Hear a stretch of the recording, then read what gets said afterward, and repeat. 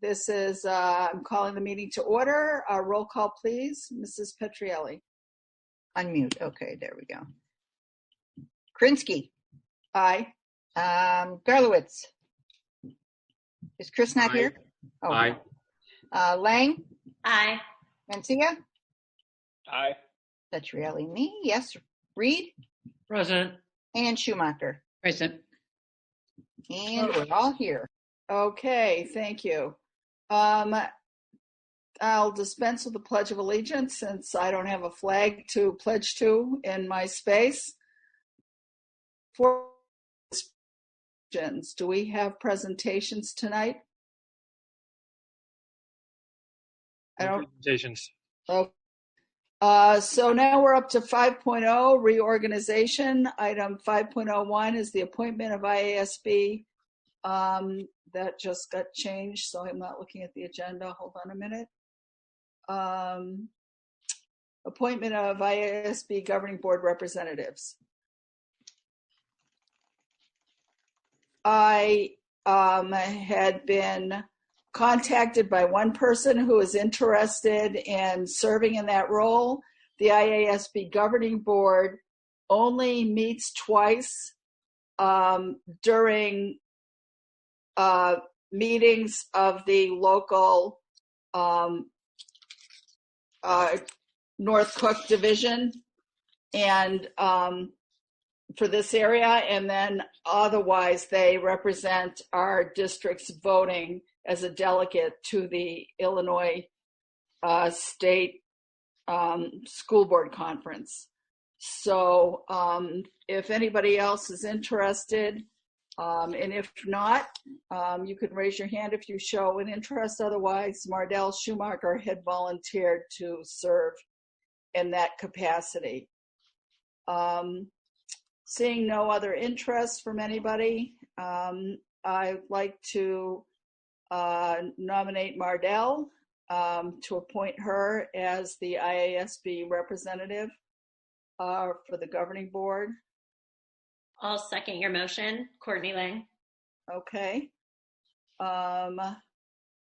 So be it resolved that on the 11th day of May 2020, Mardell Schumacher is appointed as the School District 59 IASB Governing Board representative, and I'll be glad to serve as an alternate to the IASB Governing Board.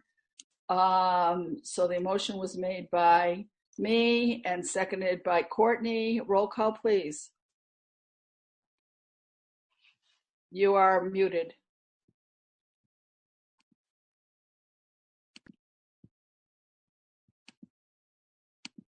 You are still muted. Who I am? No. Unmute. Okay, now? Yes, you're fine. All right.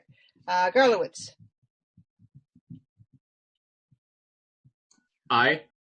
Okay. Lang? Aye. Mencia? Aye.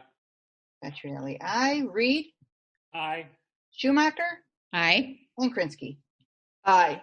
And the motion passes. All right, thank you. The next item on the agenda is the updated time, dates, and location for regular meetings. There's a recommendation. Did everybody get a chance to look at it? Because Randy had asked to have additional meetings added to the agenda so that we could have some working meetings.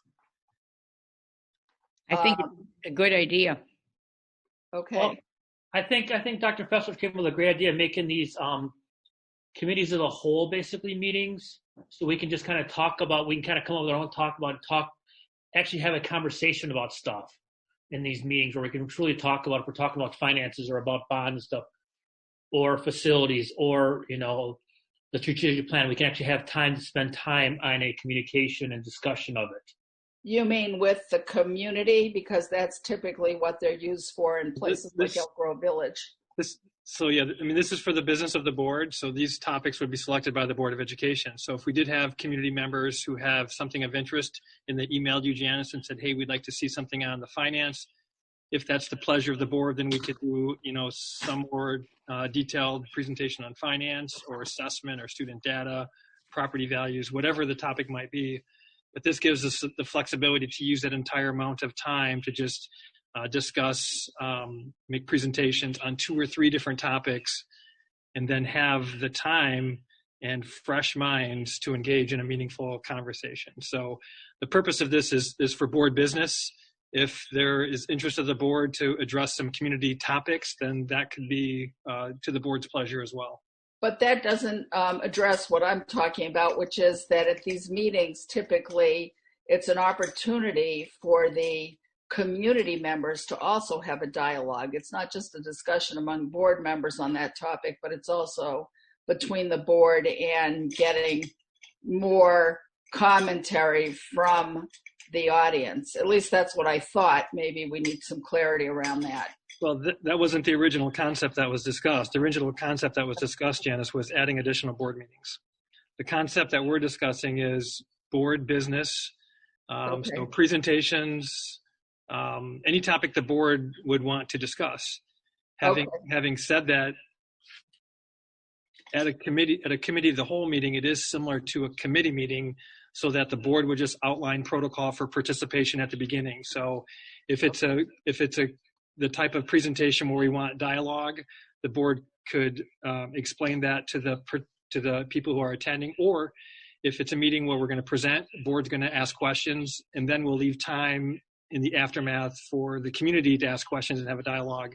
That can be the format as well. So I would think that it would depend on the type of meeting and presentation that we were going to have.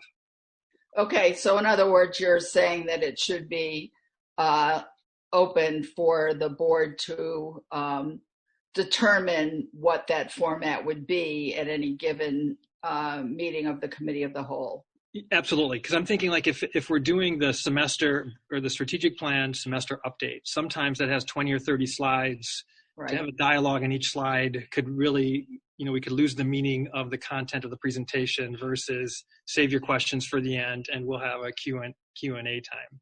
So, well, yeah. and I do think that was a big part of why Randy suggested it. It was particularly in the case of looking at strategic plans and getting updates from the district. They do require more time than we've been able to allot to this point. So I think that's a good suggestion. Does anybody else have some comments around that? Well, I think definitely no matter what, we should have, at least we should, depending how we decide if we're going to have public comment, definitely the public's going to have a chance to comment at some point during the meeting, because it is a meeting of the board and they are allowed public comment. So yes, at some point they'll be able to discuss, they'll have the 3 minutes to talk. Now, well, at committee meetings, we don't necessarily have to, that's up to the board. At committee meetings, we don't have to have public comment. We can have public involvement. So again, I think we just need to figure out what structure we want to utilize. Again, I think we're trying to maximize time, but also maximize engagement. So just like at our normal committee meetings, we don't have public comment, we have public participation. So I think, again, if we want to maximize our time, we would have just take the opportunity at the beginning of the meeting or as we post it to be clear about the format of the particular committee meeting. So basically what has changed here, we've added 4 committee of the whole meetings, and for November, we actually had the business meeting and the tax levy hearing on 2 different dates. We combined those 2, so it's a net 3 additional meetings. Okay, good enough. Any other comments before I ask for a motion? Okay, seeing none. Mardell, you're muted.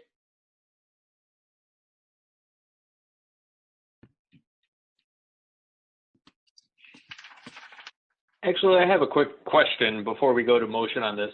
When we add dates throughout the year, are these set in stone? If after we do 1 or 2, if we decide, it was maybe the rest aren't needed, can we come back on a motion to revise the schedule? Sure. I think there are some timing things that we need to make sure that are in statute that we address, but as long as we give plenty of notification, we can do that. Okay, thanks. Mardell, you're still muted. You have to come unmute yourself. It says unmuted, Now I can hear you. and now mine says mute me. At any rate, thank you, Janice. I think this is a very good idea. The only thing I would like to add, and I agree with Bob, that if we want to make a change along the way, there's certainly no reason why we can't. We've always done that in the past. But the thing that I think we should be careful is if we have 2 meetings in the same month, only one of them should be allowed for a student presentation. I don't think we should have a student presentation at every single meeting, because we've never done it that way before. We've always had it at the one meeting, but not the other meeting when we've had 2 meetings a month. I agree. I agree with you, Janice or Mardell. The committee of the whole meeting will not have a student presentation. That's good. Okay. Then who would like to make a motion? I'll make the motion. Be it resolved that on 11th day of May 2020, the District 59 Board of Education hereby sets a date, time, and place for its regular meetings in accordance with the listing of meetings, dates, and times attached to this resolution. I second it. Okay, roll call, please. Lang, Aye. Mancia, Aye. Petrielli, aye. Reed, Aye. Schumacher, Aye. Krinsky, Aye. and Garlowitz. Aye. And the motion passes. All right. Now we come to comments and suggestions from the public. I did receive one statement to be read at this time. I'm checking my email and I don't see any others that have come in.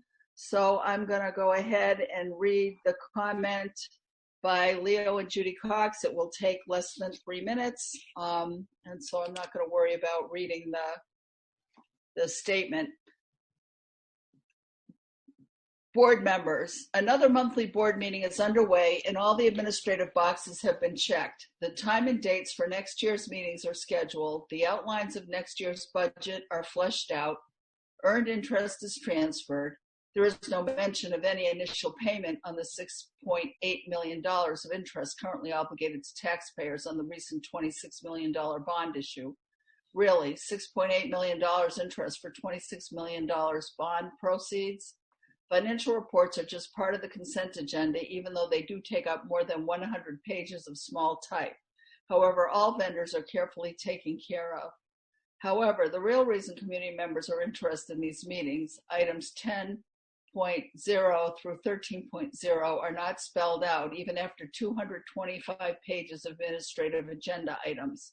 These end of the meeting items should be first. What is on the board's agenda now that half of the year is gone and the remainder is disrupted by this virus situation?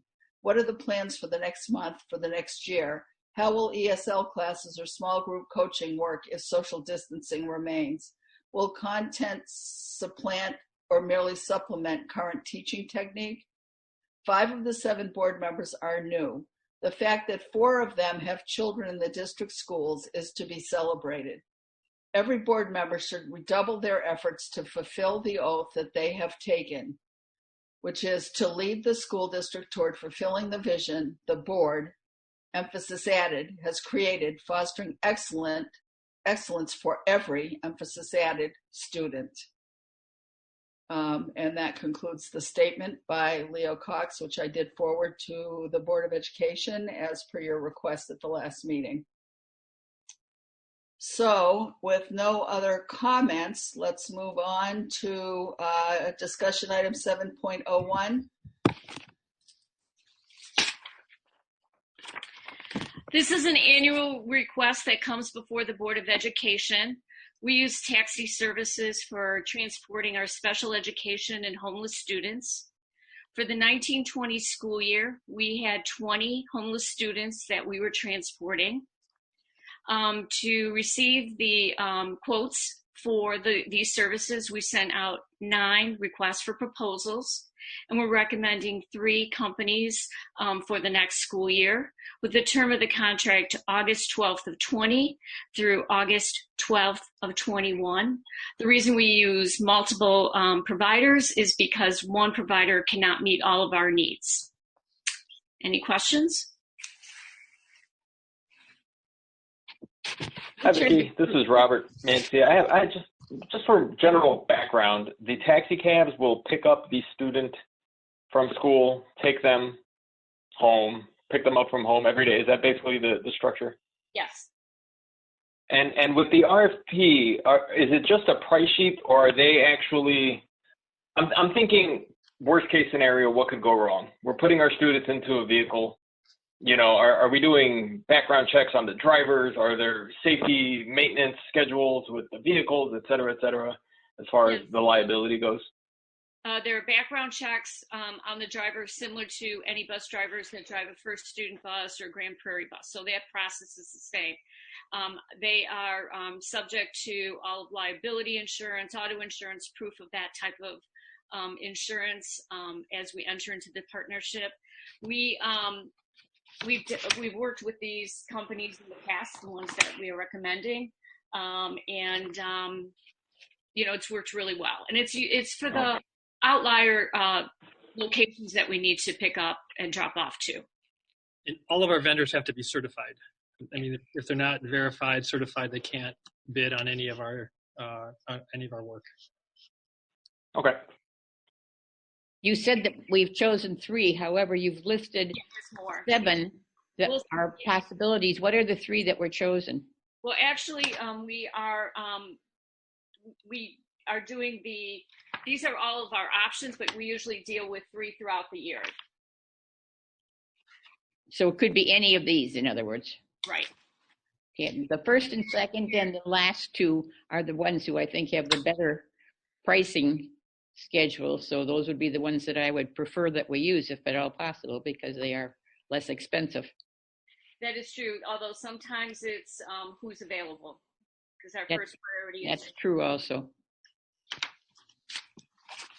Okay. Randy, I see you moving your mouth, but I don't hear you. There we go. Sorry, I thought you hit mute me.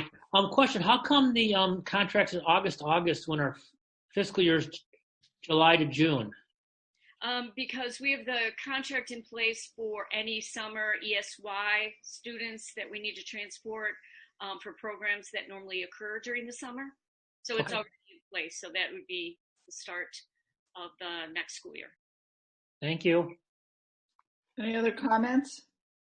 One final question, Vicki, is are there any minimum spend requirements, quotas, or anything like that, as far as it's just the flat rates that we're going to get every time we use whatever provider we use? No minimums. Okay. Let's move on to 7.02. So this again is an annual item that comes before the board. The qualifications for free transportation is one of 2 things. Either you reside 1.5 miles from the school, or you're in a hazardous area as determined by the Illinois Department of Transportation. What we have presented here are no changes from the 1920 school year, but as part of our process, when we evaluate these hazardous locations, we contact each of our communities to see if they're doing any construction type work that would require us to update our list. Any questions?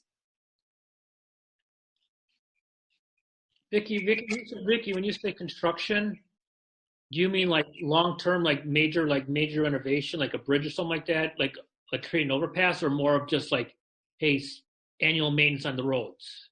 It would be a major construction item that would prohibit perhaps students from walking a particular walking path because there's construction.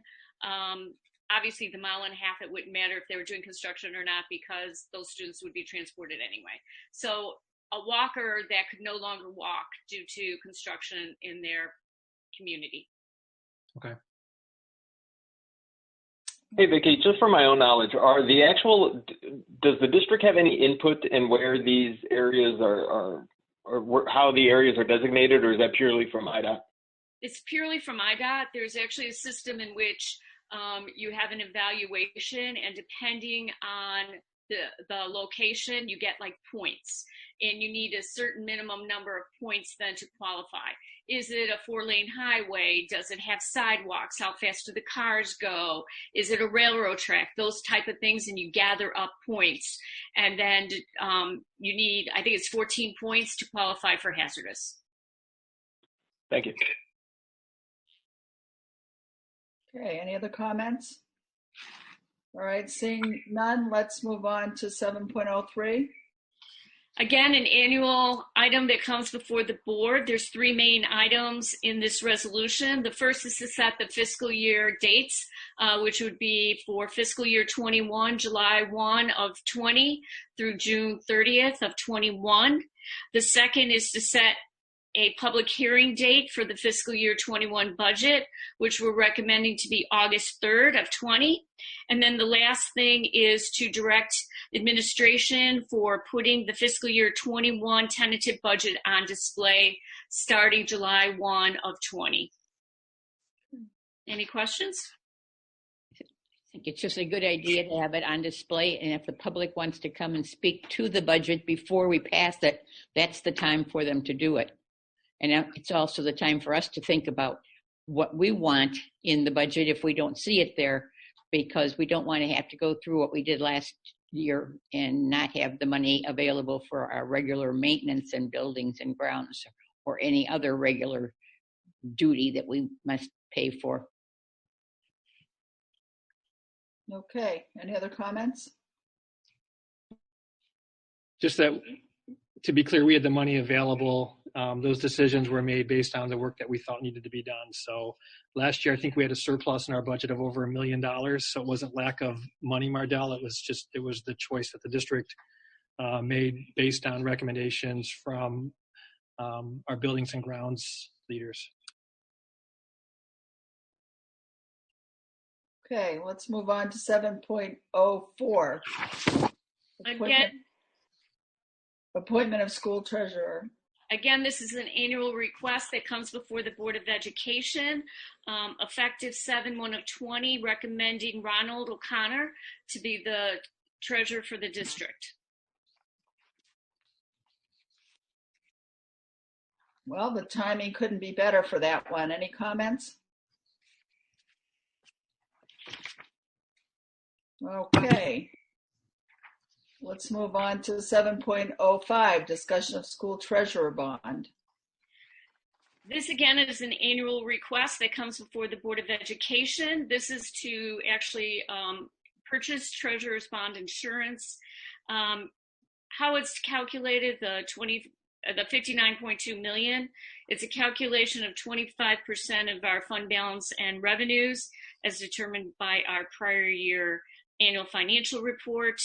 Again, it's required. We submit our paperwork not only to the Board of Education, but it goes to the regional office in addition to that.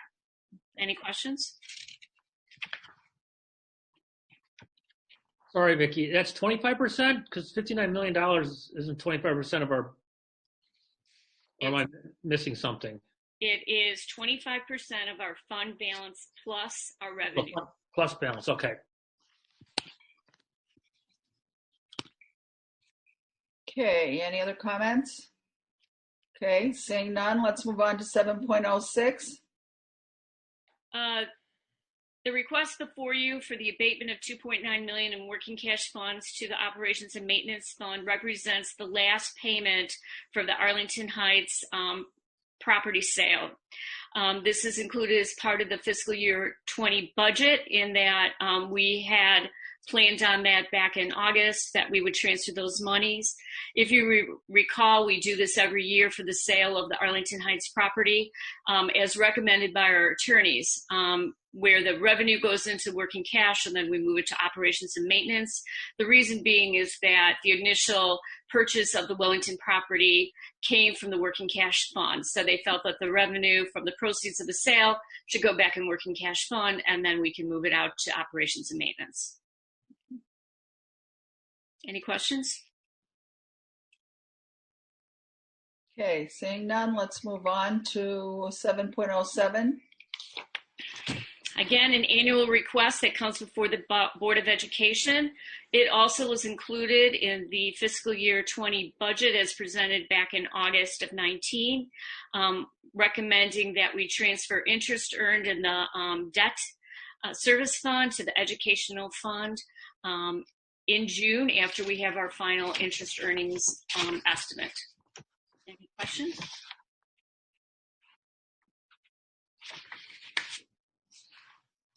Okay, let's move on to our next item.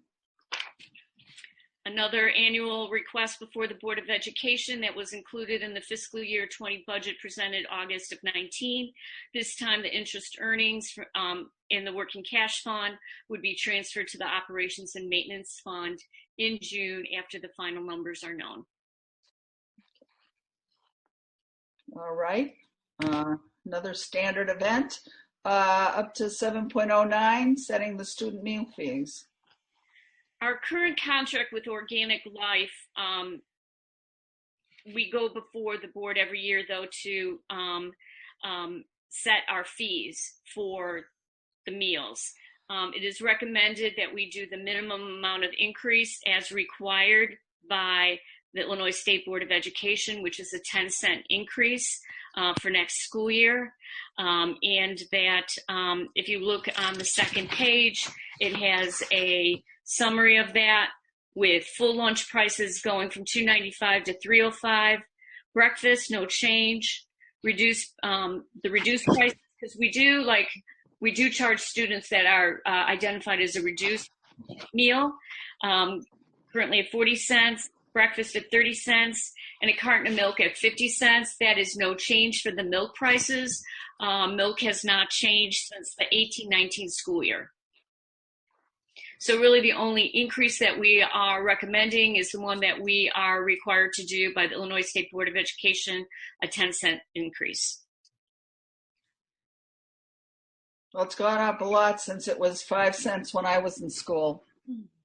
So you can show how old I am. Any questions? Okay, thank you. Now we're up to the consent agenda. Wait. 710. Oh, I'm sorry, I missed one. Janice? Yep. Okay, I wanted to ask, we are transporting meals right now, correct? Yes.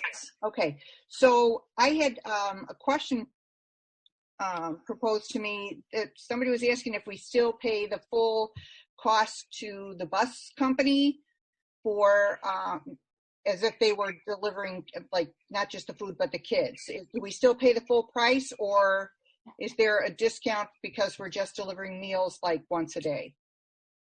So in the month of April, we paid 100% to both Grand Prairie and First Student. The reason we did that is because we received notification from ISB that we could claim that time because we wanted to make sure that the bus companies were in fact paying their drivers and employees, so that if we started back up to school not knowing, that those people wouldn't have gone taken another job, decided they didn't want to stay. In May that changed. I did include that in a weekly update about 2 weeks ago. Grand Prairie did put some of their drivers on unpaid furlough and asked them to claim unemployment. Because of that, our Grand Prairie rates have decreased, and we are not paying full boat, if you will, for Grand Prairie. First Student has not. They're keeping their employees on until the end of May. Okay, thank you, Vicki. There's also a change that Art included in an email that he sent out to the board about no longer delivering lunches after a certain date, and that the money was going to be paid directly to the families. Did you want to address that, Art?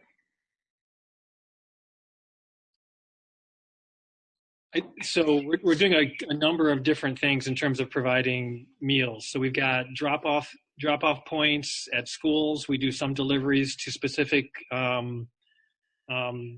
families who are unable to get to sites to pick up food. So Katie and her team is doing some direct delivery. I know that they've modified that too, just to make sure that our employees and families are safe through that process. So we have collected some donations and gift cards. The Ed Foundation has also been helpful, very helpful, in providing some resources to help support our families in other ways besides just food, in terms of providing supplies, home supplies, diapers, baby food, and some things in addition to what we can supply. I'll add the most recent update of food provisions that we've been providing for our families. We've been trying to dial in the number to try to get an exact number, or as close we can to the number of meals that are necessary, because if we have any additional meals, although we try to give them away to different food banks, some of that stuff may go unused. So we're trying to really dial into that. And we're responsible for the cost of all those meals, although we do get reimbursed for the free and reduced that are delivered. Vicki or Katie, do you want to weigh in and add any additional information? So we are having the meals through May. We're planning right now on continuing that meal distribution in June. We're doing it a month-to-month time period in which we evaluate the number of meals that we have as a minimum with Organic Life based on the distribution that we have at the different locations. But we are still providing the meals at through May, and then now we're planning on it through June. And then I would also add, we're waiting for final guidance from the state in terms of reimbursement for summer meals. They've indicated that we don't have to provide meals to all, which is, they've encouraged us to provide meals to anyone who wanted to take one during this period. So we're still waiting to see what that looks like. So we do think that the number of meals we're providing in June and July could look different, but if the demand is still there, we'll try to meet the demand. But I thought there was an opportunity for some people that were receiving free and reduced lunch to start capturing some of those dollars into their SNAP account or through other means. So that would limit also the number of meals that we're providing directly, correct? I don't know if it would limit it, but you are correct. They can capture those dollars through this SNAP account. I don't know if I sent that email to the board or if Judy shared that with you, Janice. I thought you did, but maybe I'm wrong. The board saw that, but I don't. Yeah, I think that was something different that you may have seen. I don't know that I shared that with the full board. Okay. All right. I don't see it in my inbox anymore, so I guess it'll remain a mystery. Okay. Thank you for that update. So now we're up to 7.10, discussion of food service contract renewal. Right. Organic Life is our food service provider. We are recommending a fourth renewal for their contract, and included in their contract is a CPI increase, which is 2.3 for this year. On the second page, you can see the comparison of reimbursable rates that 2.3 equates to. Art, if you can kind of scroll it down a little bit. Yep, there we go. We're very happy with Organic Life Services. They've been a great partner as we've gone and done all of the delivering of the food. We would love to continue on with them for the fourth year. Just for clarity, when we go out for a food service bid, it's a 5-year bid. We're required to go out to bid after the 5th year, and then annually we have a renewal of the existing bid that they had submitted. Okay, good. I guess at some point I'd like to see us do a survey of how satisfied families are with the quality of the food, or whatever we can use to help inform, future decision making. Yeah, don't forget we only had 2 vendors bid on the last, so we don't have a lot of choice. Without a kitchen, we don't get a lot of interest from food providers to do our food service. Yeah, and I don't blame them. I mean, it's tricky. So the question is now, this will be the last year with the current contract. We have to go out to bid. This is the unsavory discussion idea of, are we going to develop our own kitchen at some point, or are we going to try and continue on the process we're going, which is something we need to decide on in the near future. So we can make sure if we are going to possibly develop our own kitchen, whether it be in a business park or somewhere else, or maybe at the library building, just throwing it out there.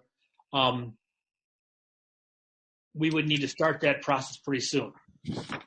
Correct? Yeah, as you recall, we were just, I think, having initial conversations at facilities meetings, and Vicki was getting data to see what type of cost savings we could predict. I know that she had some preliminary numbers, so I think we would just pick up where we left off and continue the research to see what the advantage would be. And then, of course, we'd have to investigate locations. Thank you.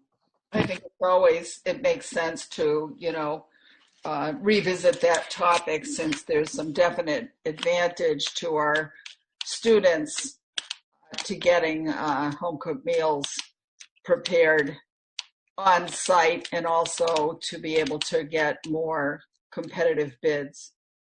So I think it's always worth looking at. Okay, so we are now we're done with the discussion items. We're up to the consent agenda. Would somebody like to make a motion? 20, the Community Consolidated School District 59 Board of Education approve the consent agenda as presented and amended. 8.01, approval of minutes, prior meetings. 8.02, disbursements resolution. 8.03, acceptance of financial reports. 8.04, acceptance of recommendations from the Human Resources reports. 8.05, approval to destroy 18-month-old or older closed session recordings. And 8.06, approval of closing date for the 2019-2020 school term. Do we have a second? I second, Patty. Okay, does anybody have anything they would like to pull? Okay, seeing none, roll call, please. Mancia. Aye. Petrielli, aye. Reed. Aye. Schumacher. Aye. Krinsky. Aye. Garlowitz. Aye. And Lang. Aye. And the motion passes. Okay, thank you all. Now we're up to 9.0, action items. Approval of electric service provider. These are, of course, items that came up for discussion at the last meeting. Do we have a motion for 9.01? I'll make the motion. Be it resolved that on the 11th day of May 2020, the Community Consolidated School District 59 Board of Education approves a 36-month contract with AEP Energy to provide the district with electricity at a cost of $0.04556. Do we have a second? Patty, I'll second. Okay, roll call, please. Okay. Petrielli, aye. Reed. Aye. Schumacher. Aye. Krinsky. Aye. Garlowitz. Aye. Lang. Aye. Mancia. Aye. And the motion passes. Before we go to I guess we should finish the action items, and then I want to go back around because I see a new face in our lineup. So we'd like to have her be introduced. So why don't we finish the action item? There's only one more, and then we'll go back to our introduction. Would someone like to make a motion to adopt the NSSEO fiscal year 21 tentative budget? I can do it. Oh, there is. Is it Randy? Yeah, I got it. Sorry, yeah, Randy. Okay.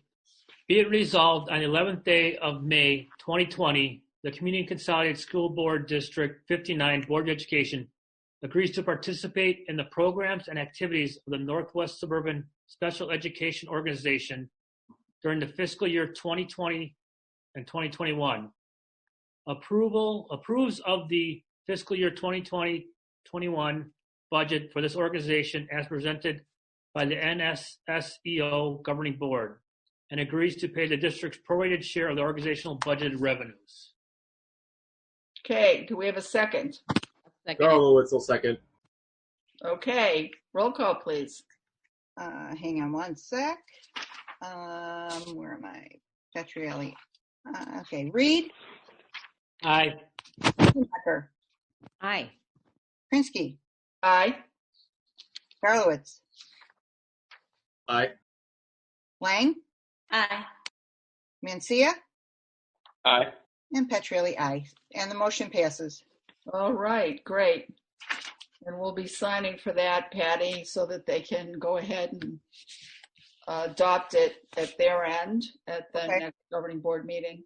Okay, now we are up to 10.0, special interest topics, which is 10.01, Foia requests.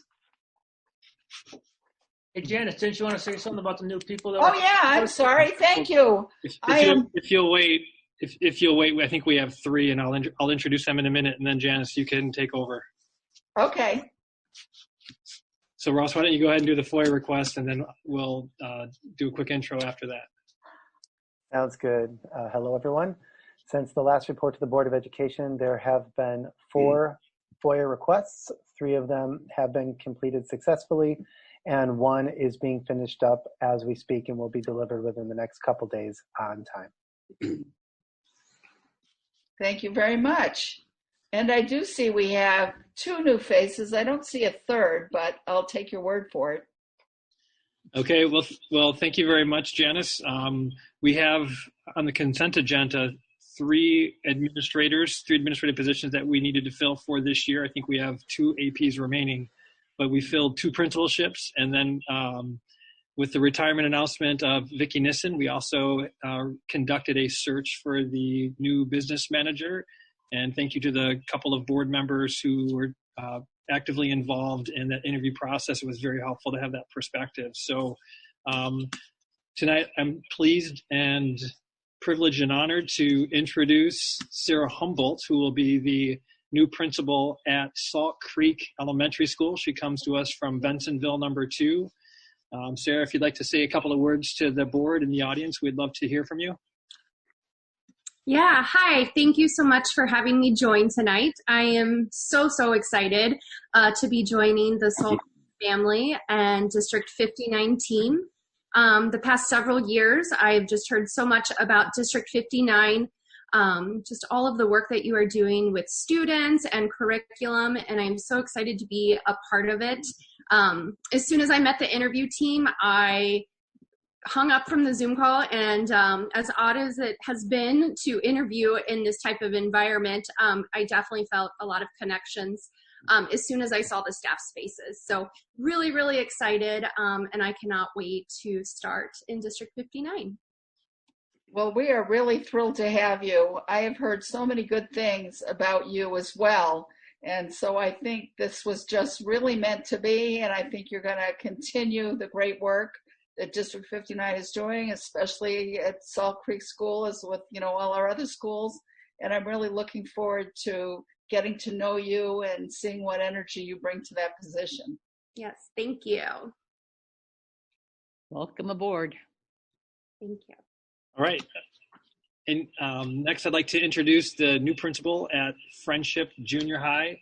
We are very fortunate to have located someone who actually lives locally. He lives in Arlington Heights. He's worked in District 214 for, I think, about a decade. He's been very active in the community. He's also been very active in partnering with some of the supports that we provide to our students. He's from Elk Grove High School. He's the activities director. I'd like to welcome Mr. Bob Murphy. Bob, if you'd like to say a few words, we'd love to hear from you. Sure, yes. Hi. Hello to all the District 59 board members. Thank you so much for this wonderful opportunity. I have gotten to know so many of the staff members in District 59. We've partnered on so many different projects, and it's always been a pleasure. And when this opened up, I just thought this was a really great opportunity. So I appreciate all the support. I look forward to working with all of you really closely in the near future. And once again, thanks. You're welcome. I'm really looking forward to your joining us as well. As we met a long time ago when we started doing that partnering, especially with the mobile home parks and doing outreach. And I've always really enjoyed you and your energy and your enthusiasm and commitment to all students. And so welcome, and I'm glad to see you, and I think you're going to do wonderful things for students and staff if you ever get to meet them in person. Well, you know, hopefully this year, absolutely. this coming school year. Well, thank you, Janice. I appreciate it. I'm excited to work with you too. And I see Ron O'Connor has shown up as well. So thanks, Bob. And again, welcome. We're excited for you to get started. We do have some plans to do virtual introductions beginning next week. So we'll be rolling out some communications tonight over the course of next week, and then we'll be introducing the candidates to their staff. We also do 100-day plannings with all of our candidates. So we share a text for them to read and really look at the importance of those first 100 days, building relationships, and a lot of things that people may not necessarily think of. So they'll all write a 100-day plan. We'll assign a mentor to work with them to help support them in that transition. Last, I'd like to introduce Ron O'Connor. I think Ron really struck us with his energy and his passion. I think we all really were able to connect with Ron immediately during the interview process, which is really challenging for those who participated or have gone through it before. It is a challenge to make those connections with people utilizing a video platform, but Ron did a great job. He's joining us from Morton High School District. So Ron worked with some close colleagues of mine that I've known. So it was really nice to be able to do reference checks and hear people talk about his strengths and skills. He has a relationship with Kathy over at District 214, who also came from the Morton High School District. So he's got a strong connection with the business manager from District 214. So Ron, it's truly an honor and a pleasure to have you joining us. If you wouldn't mind, I'd like to have you share a few words with the board as well. Thank you. No, first of all, I can't believe that I'm even in this position with a great community such as 59 is. I mean, Vicky's phenomenal. I mean, we all know her through IASBO. We've all learned from each other, especially from her, and just to be able to follow in her footsteps is just a great feeling. I'm not going to let anyone down. I'm on this team. We're going to work hard 24/7, and it's all about the kids. We're going to make sure that every resource is possible to make sure that our kids are the best and better than anybody else. Dr. Fessler, thank you so much. It's going to go extremely well. I cannot wait. I'm already thinking about what we're going to be working on.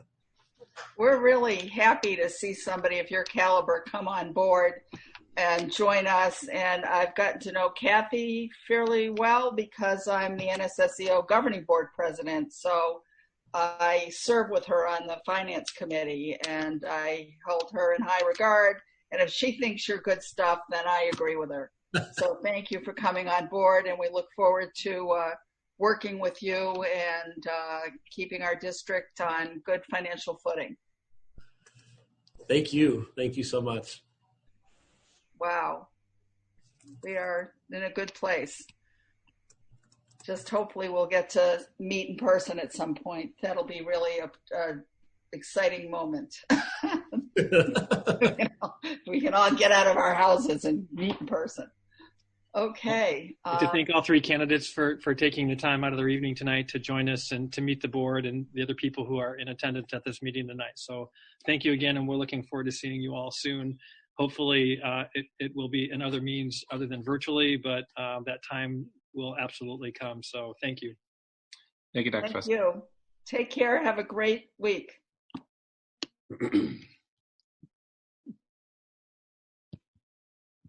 All right. So here we are, left alone again. Let's see. We're up to new and continuing business and announcements. We're up to committee reports. Do we have any committees that would like to report? Okay, seeing none. I know some of us have been kind of waiting until we do the committee assignments, which is coming up next. Go ahead. I have one thing that I thought was really nice. There's a United Methodist Church that's doing food for kids for our District 59 kids, and they have a website. where you can find out about people can donate money. People can contact them for like gift cards to get food. So I thought it was a really cool thing that was started by some of the parents in 59 and is going through this church. Yeah, that's the church that's on Gulf in Mount Prospect, correct? I'm not sure where it's at. It's the Trinity United Methodist Church. Yeah, I'm pretty sure that's the one. That's the one where we at one time had quite a few board members from their group. They're really all about service to community, and so I'm really thrilled that they're stepping it up once again. Also, as Randy could tell you, the District 59 Education Foundation is collecting money, donations, even gift cards, if you wish, through the Opportunity Fund, which is being forwarded to Katie Ossel's group and put in their empowerment fund to do outreach for families who are food insecure or may lack money for necessities, and sometimes even bigger items than that at times that really impact our families' ability to provide often for themselves. So I want to thank everybody that has donated significantly to that fund. And if you're looking for another way to part with some of your money, please go to the foundation's website and you can donate there as well. Did you want to say anything about that, Katie? Yeah, I second all of that. I'm so thankful for our community. The United Methodist Church has been phenomenal, and lots of other community members have really stepped up to make sure that all of our families are supported. So, we're seeing this incredible outreach from parent to parent at our agencies, our religious affiliated groups, to make sure that all of our families have what they need. And we're seeing more and more parents that are not working right now. And so we're looking at bigger ways to solve problems. Sometimes it's just helping out with groceries, and sometimes it's looking at utilities and working with our township and other agencies to solve problems. So I'm very thankful for our community outreach team that is constantly working on that and helping to problem solve for all our families so our kids don't have to worry right now. So just a huge thank you to our community for all of the support, and our staff. Our staff has really stepped it up to make sure that that happens, and they're personally donating as well. It's pretty outstanding.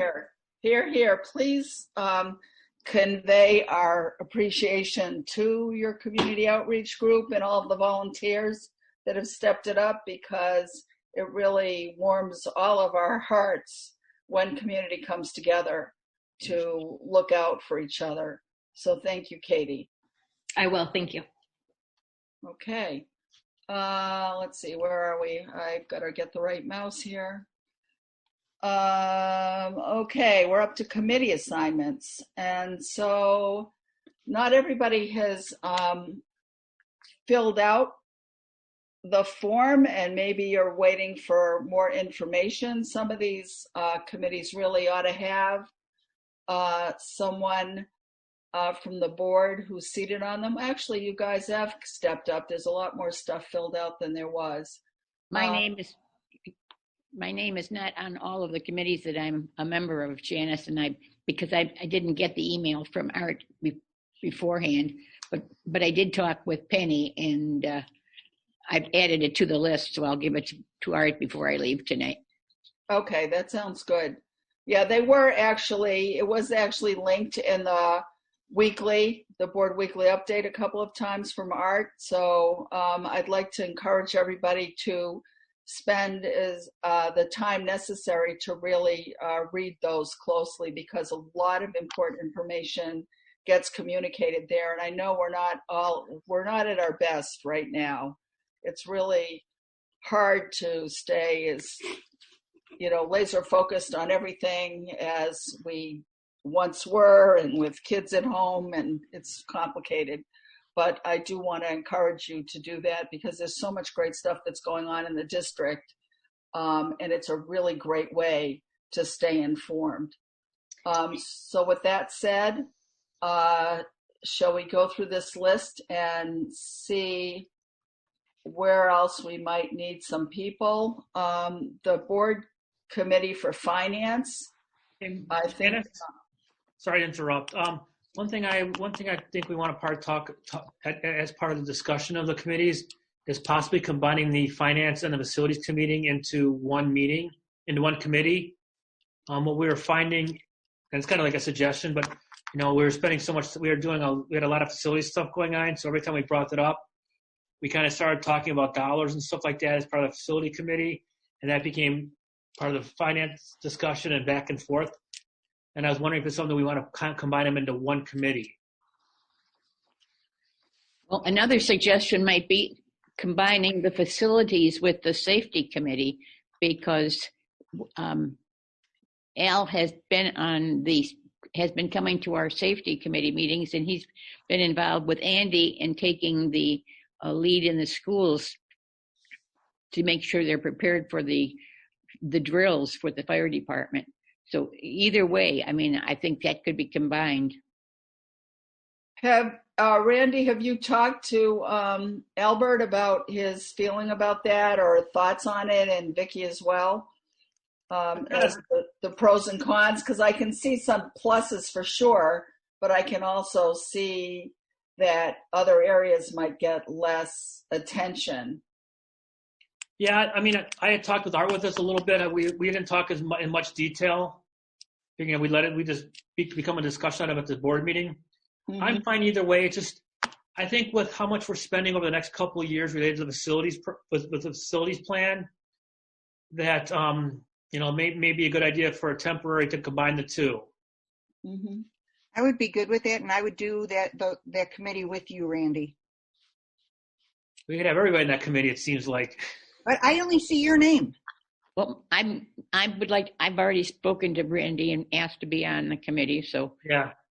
And Robert's on it as well, so. Robert's on the facilities. That's why I kind of want to make, that's why I want to kind of get such, and I think we kind of need to come to an agreement as a board.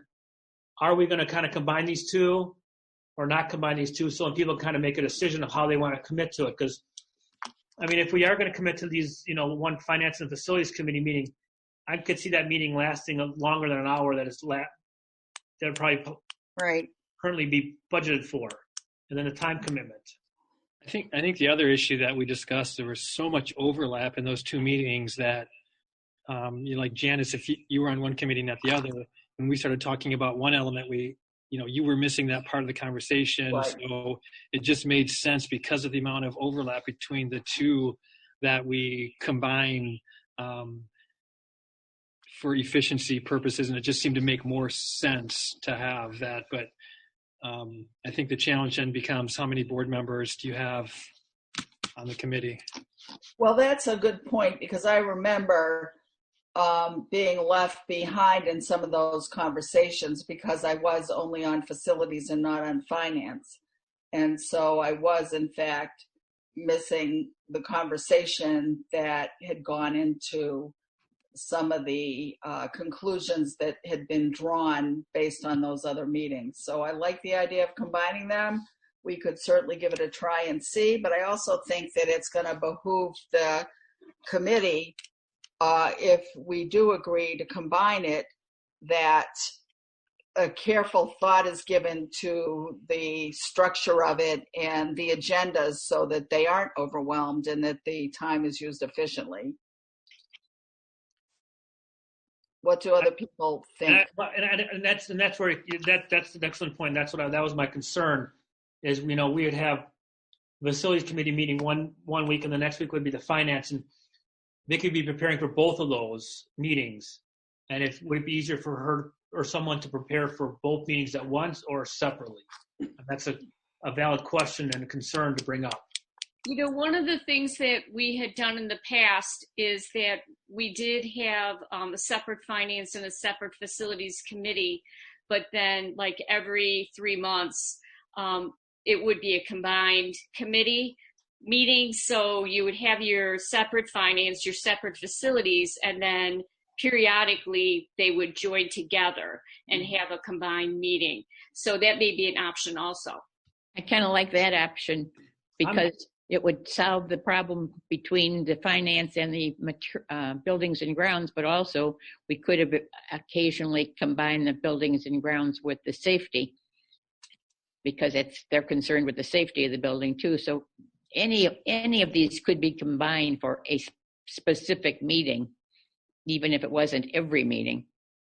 Well, it's kind of nice that we can make this decision for Ron before he gets here. I'm not sure how he'll feel about it, but we can always revisit it once he gets here. Robert, are you okay with that? Because you really had indicated an interest in facilities, not the finance. Or if we do decide to do a periodic combined one, that makes sense too. So what are people feeling?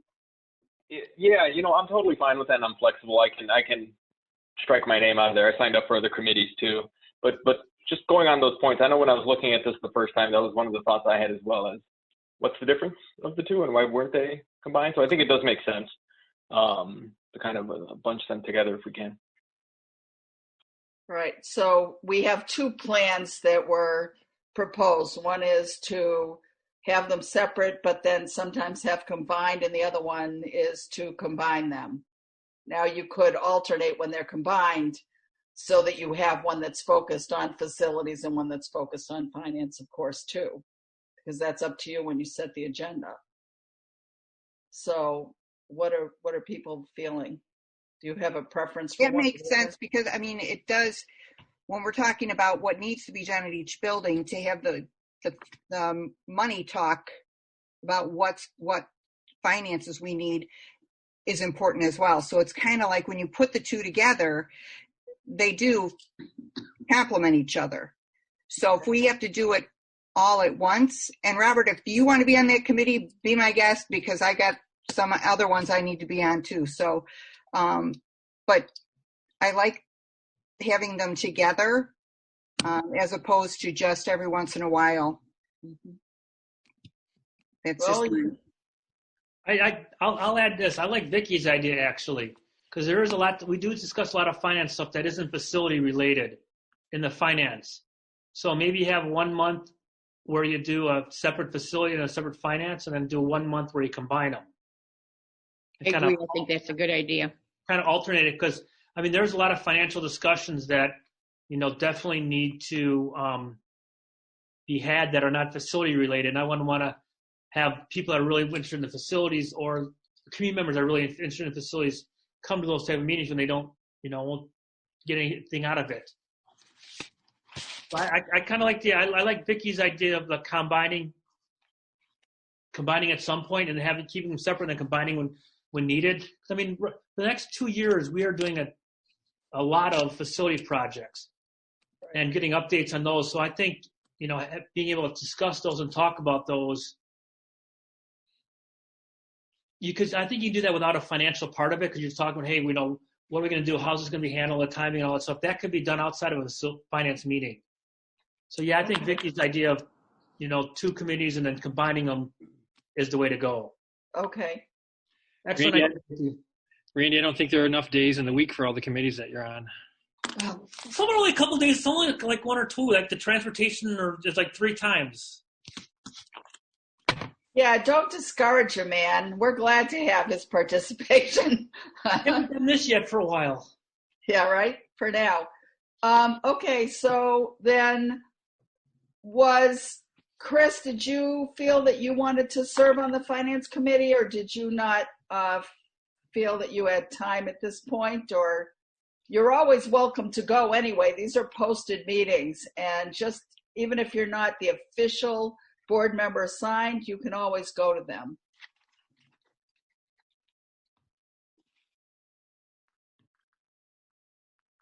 At this point in time, I'll definitely join on where I can, but I don't want to make any commitments that I'd have to be backing out of. Okay, I understand that. It's certainly a lot, especially right now. Okay, so it's Randy and Mardell for finance, Randy and Mardell for safety, Randy. Wait, safety? I want to stay on safety. Oh, okay. All right, Art's going to put your name in. Yes, Art? Okay. And then insurance? There's nobody on that one. Is that next? We've got facilities. I'm presuming Robert might still want to be on that. Can stay on facilities with us or no? Yeah, I'll stay on facilities. Okay. And if you have to back out of something, things do change. I mean, obviously you want to give it a shot, but you do what you can, and then you do what you have to. So yeah, we need somebody on insurance and community and employee wellness. I'll do insurance. All right, good. And our trustee superintendent, wearing both hats, is filling all that in. Okay, we have behavioral intervention committee. We have Robert on that.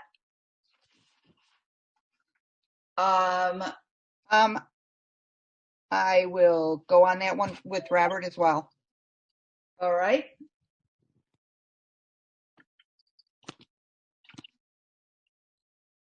Put me on the curriculum, Smardell.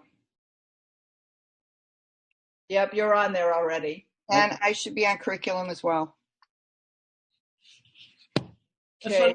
Let's let her catch up, right? We're kind of still back. I think he was putting in and intervention. Board policy, we're on. Yeah, behavioral intervention, he's caught up. Board policy is all of us to review those.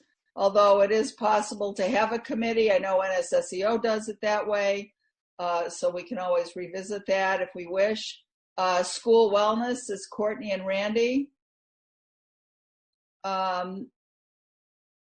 Curriculum resources is Mardell and Patty. Family and community is Robert. School nutrition quality committee is Randy. Courtney and I are on communications. So is Mardell. Okay. I can't. There you go. I can't type in it now that Art's driving it. Strategic planning committee, I put myself on that one. I'd welcome anybody else that might want to be involved in that. Superintendent's committee, transportation is Randy. Ed Red, we need somebody to step up for that. That's a really important legislative committee. I'm not sure I'll have the time to do it this year. I would certainly be second if somebody else couldn't make it. If nobody else is willing to do that one, I will step up to do it. I've already been attending as many of the meetings as I can. Ed Red is really a well-run organization. Sara Hartwick is an extraordinary executive director of that organization, and they look out for the best interests of legislatively for the member districts, of which there are, I don't know how many, 30 member districts that belong to Ed Red, or even more, I think. And they keep an eye on legislation. They track it. They submit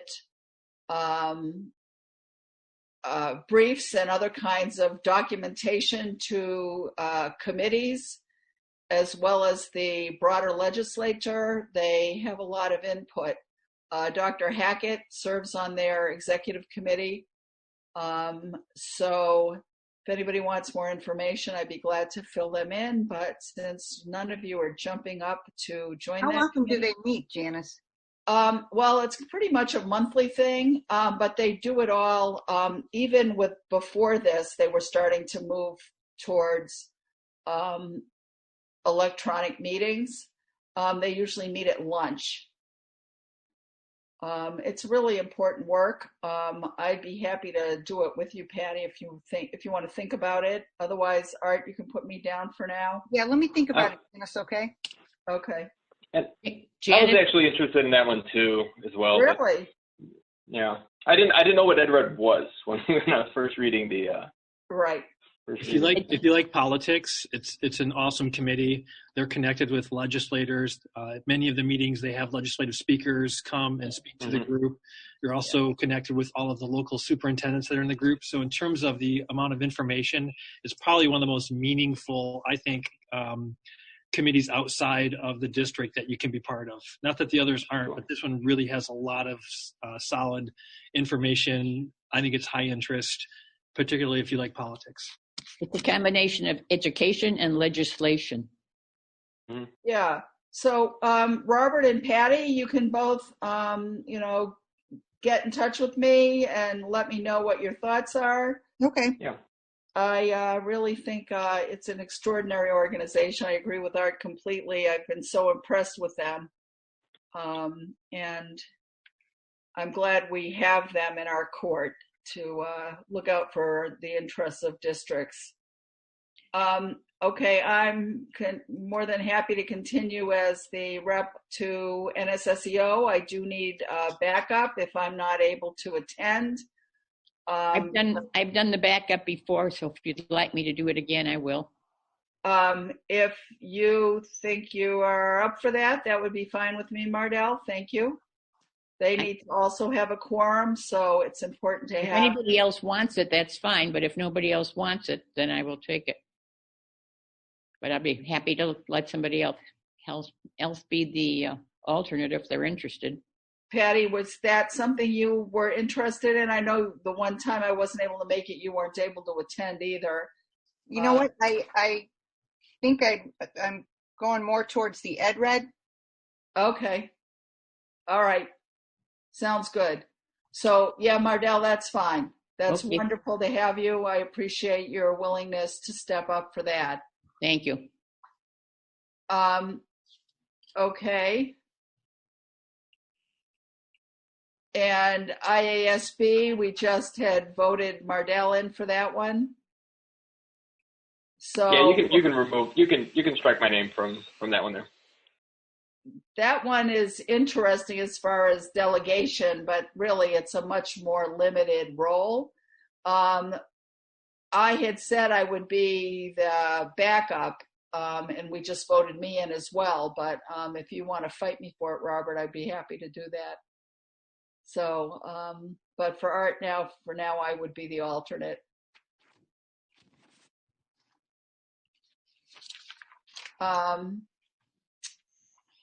And Randy will stay on as the 59 Education Foundation rep. We've typically had an alternate there as well. If anybody's interested in that, it's a wonderful organization. I'm not saying that just because I was the founding chair, but it is a wonderful organization. It does a lot of really good things for schools and for students. I'm happy to back up Randy on 59 Education. Oh, that'd be great. Thank you, Courtney. Yeah. The members of 59 Foundation are small, but they're mighty. They are totally mighty. Absolutely. Thank you so much, everybody. If your interests change over time, there's always room for you to attend meetings. And I appreciate your commitment, especially in this volunteer role, to cover all these important assignments. So I think we're going to have a very good year. Hopefully it'll be in person, but I've said that before already. So now we have reports of the— One more question, Janice. One more question about these committees. Yeah. These are going to be effective now. So we're going to start meeting on these, and then we've proven that Zoom works. I know the last couple of months we've kind of been postponing these meetings or not having them, these committee meetings. Now we got the Zoom up and working. We probably should get these committees going via Zoom as well, just to continue the work that we're doing. That's an excellent point, Randy, and I especially feel that way about communications, because I do feel some urgency in trying to find ways to move that forward, even though we weren't able to have the community forum that we had done so much planning for. I agree with you, and I think because we were so on the verge, on the cusp of doing it, we should definitely get together and get it going. Yeah, I agree too. And that was, we discussed that in SLT, that we wanted to just put the board committees together and get moving with them. So people will begin to reach out with schedules and coordination, and we'll get things moving right away. Hey, Janice, Nicole Robinson just joined us. I also wanted to introduce her in her new role. Oh, that's right. I saw you, Nicole. It's good to see you. Congratulations. Yeah. So she's moving into a director position, executive director this year. The plan is a 2-year plan for her to transition, hopefully. Also, unfortunately, when Maureen McAbee retires the following year, she would move into that role. So, Nicole, welcome to the meeting. We're honored to have you in this new role. You've been an amazing principal at Salt Creek. I know that many of the staff were a little disappointed that we brought you over to district office, but we know that you're going to do amazing things over here in supporting our principals, supporting staff development, and then also supporting the ongoing resource, curriculum adoptions, and trainings that are in place. So if you wouldn't mind saying a couple of words, Nicole, we'd be happy to hear from you. Yeah, I just wanted to thank everybody. Thank you to the board for having the faith in me to take on this new challenge. It's been an amazing 3 years that I've been in District 59, and it's become my family. Just as I told you in that first board meeting when I got accepted in a principal position, that I was going to be here for the long haul. And so I'm very happy to take on this new role and to serve the entire district, not just the Salt Creek community. So thank you so much. Thank you. I'm really excited about this too. And I especially like the way you managed to help backfill your previous position with somebody that was extraordinary. I think what Art meant to say when he said, unfortunately, he was meaning that we're losing Maureen, not that you're stepping in for her role. No. It wasn't quite clear with the way he stated it. I agree with him, unfortunately. But I'm going to soak up every bit of her knowledge in the next year. So. Yeah, absolutely. And you're going to bring your own special skills to the table as well. So I'm looking forward to what we'll continue to build upon as we go forward to continue improving our district year after year. You know, that's what it's all about. That's right. We're excited to have Nicole start. Her first assignment this spring is to start working on intervention models. So she's going to be working with principals at all these schools to talk about what we're calling a win block, which is what I need. So when we talk about intervention, it's not just for kids who have gaps, but also kids who might need acceleration. So really what every kid needs. So she's launching that. She's done a couple of really cool things at her building last year. So she has a good experience with that. So that's one of the top things that she's doing. She's also picking up some of the curriculum adoption and training work.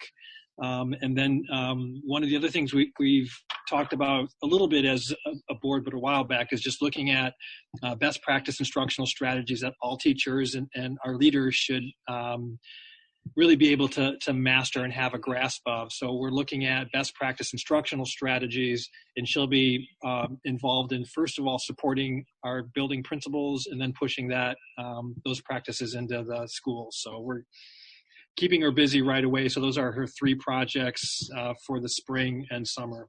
You know what they say about no rest for the wicked? Well, hey, we're glad you're on board. Thank you for letting her cool.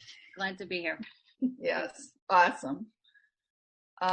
Okay, so we are looking at reports of the Board of Education. I believe that's where we just were. I just wanted to, Janice, can I?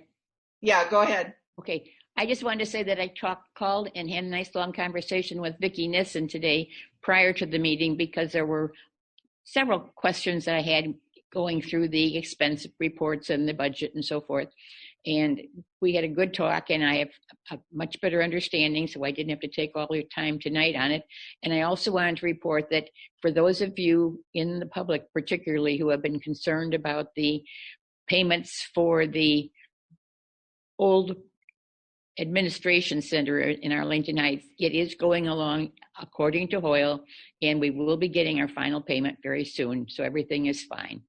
So we had a good talk, and I was very happy to talk with Vicki. Great. Good to hear it. Who else has a report of the Board of Education? Anybody else have something to report? Yeah, my backyard is looking boring now. I've been looking at it a lot lately. That's about it. Not too much going on. Well, no, I can just add a couple things. I know with the past week or so with Staff Appreciation Week, my family and I, we had a chance to walk by Juliet Low. We see a lot of the signs that all the students put up in the windows. It looks great. But it's those little things. I think even for my son, for instance, kindergartner, draws a picture at home, doesn't think much of it. But when he sees it hanging on the building, it's like it was a billboard. Like, oh my God, look what's going on here. And I think a lot of students will feel that way. And I think that's important because, they haven't been in school, they haven't walked by in a while, but if they do get a chance to go there, it's important to at least have that feeling of being back at school in these times. So I think that was a great idea. And I thank everyone that helped put it together. And hopefully we can do some more of that before the school year ends. I agree. I think any way we do community building is really an important contribution right now to all our well-being. So, if you've got ideas, go after it. I've had a couple of parades going down my street with cars and balloons and people. And so I think a lot of people are out trying to accomplish that sort of thing. That's great. Any other reports of the Board of Education? Well, you stole my thunder in the district foundation already when they talk about the committees about what they're doing. But I kind of want to ask Art to kind of share with the graduation stuff that you guys have done. I saw the email. I thought that's great. Are we able to view that? Are we gonna be able to view that, or is that going to be just kind of for the families, or how's that going to work? It'll be a public viewing. I'll let Ben kind of weigh in and talk about how that will go. But we're going to have a virtual graduation with, student speeches. We'll read each student's name. We'll have brief messages from myself and our board president. We'll have a number of other things included. District 214 is using the same vendor that we're using for all three of our middle school, junior highs. So that will be, I believe, a YouTube broadcast. But Ben, do you want to weigh on that detail? Yeah, just real quick that it's going to be published and it'll be online and people can view it. So people, if they're not able to see it at that time, then they can come back and watch it later. But yeah, we will share that out as a video that is currently, they said they are estimating it to be about 45 minutes to an hour long. So we'll see what the final product turns out, but they'll be reading all the student names that we have releases for and pictures and all those pieces. So yes, you will be able to see it for all three junior highs. I think it's very, very important for the children. We're also having a virtual dance. So I know that kids have the ability to do a dance move or do something and send in a video clip, and they're putting something together for an 8th grade virtual dance. Typically, the kids would have a dance or some type of an activity after the graduation ceremony. We're also, the PTO is coordinating yard signs for the 8th grade students. The buildings are printing T-shirts, class of 2020, with, I believe, student names on them. And then lastly, we're going to do something with Journal and Topics, where they're going to do a publication of student names and pictures for the graduating class of 2020. They're going to do all three middle schools combined. So each kid will get a printed copy. So I think it will go live on May 27th, I believe. And then we'll have printed copies that we're hoping to give kids with their diplomas, but they'll get a copy with all three middle schools, pictures of kids and names. So working through those final details, media releases, and so forth. Nice. Art, did you say the graduations, are they all in one night or are they separate nights when you're doing the ceremony? So it'll be a recorded broadcast. So Ben, is it the 28th that they're broadcasting that? I thought it was the 27th. Yeah, it's the 27th is the date that they're looking at right now. But yeah, it'll be so it won't be a live event in the terms of like what we're doing here and streaming it. It'll be a finally compiled video that we will just release, at like 7 o'clock on the 27th. And yes, Patty, all three will be released at once, but people can go back again, these will be, it'll be a video that'll be released that people can go back and see online. So you can watch them at any time moving forward. Okay, got you. Thank you. Thank you guys for doing that. I think that's a great thing for these 8th graders. I mean, the more I read, the more people are, like high school seniors or the college seniors, how they're missing out on these things. And I'm glad we're able to do something. And I know there's still talk of, depending what happens, maybe trying to do some sort of final get together for these kids too in the summer if it's possible. I know the junior high principals have an interest, but that'll be dictated by whatever guidance the governor provides for the state. I've been thinking about our retirees, and I'm wondering what we're going to do as far as the retirement party. Have you thought about that? Yeah. Oh, yeah. Ross has a lot of ideas and information about that. Okay, good. I can share those at a later time. I know we're still, we were focusing on the students and graduation. We have, as you know, canceled all current District 59 events. So we will be sending an update to the members that were invited to that celebration and sharing that we will be doing something in the future. And that could be all the way into August or September if necessary. Yeah, we thought, it could be as simple as us compiling our typical presentation and sending it. But we'll get some feedback from that group. Mm-hmm. My personal preference would be to wait and actually have people come together like we have in the past and really honor them. I agree. I think that's the important part, for friends to be together for the last time. Yeah, these are big achievements. So we'll get some feedback and we will definitely honor them. Yeah. Otherwise, Mardell, typically we would do some type of virtual type of video where we would ask people in the building to say a couple of words or share some stories about that particular staff member. We'd put something together and have some type of a video.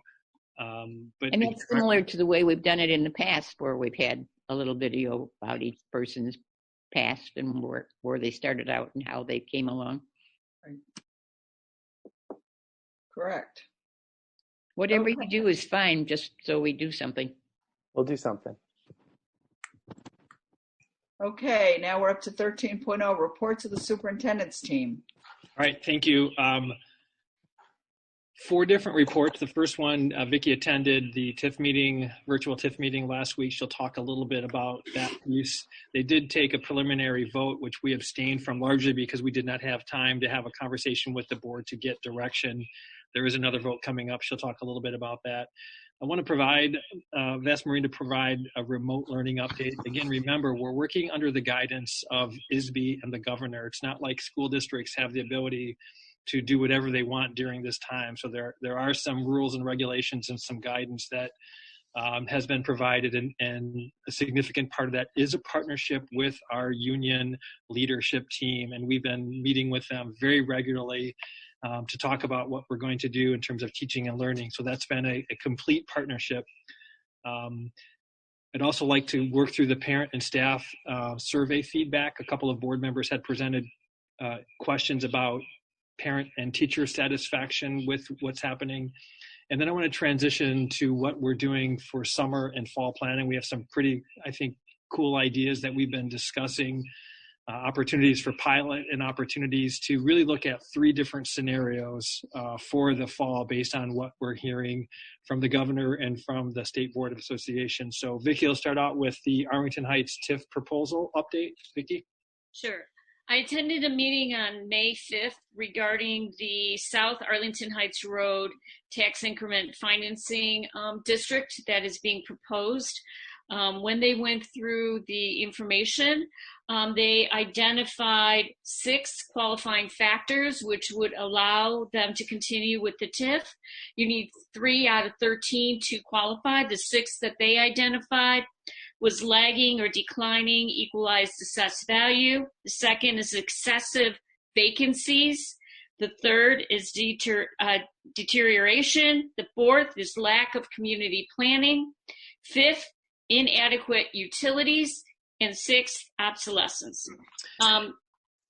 They also talked about what would be included in the TIF. They would be, for this estimate, using the 2018 base EAV, which is $24.6 million. They're looking at a 23-year TIF. The total TIF would be paying for public improvements as well as incentives for private redevelopment. The TIF total itself is $86 million. Part of the TIF includes between 600 and 900 dwellings. Part of those dwellings would be senior housing.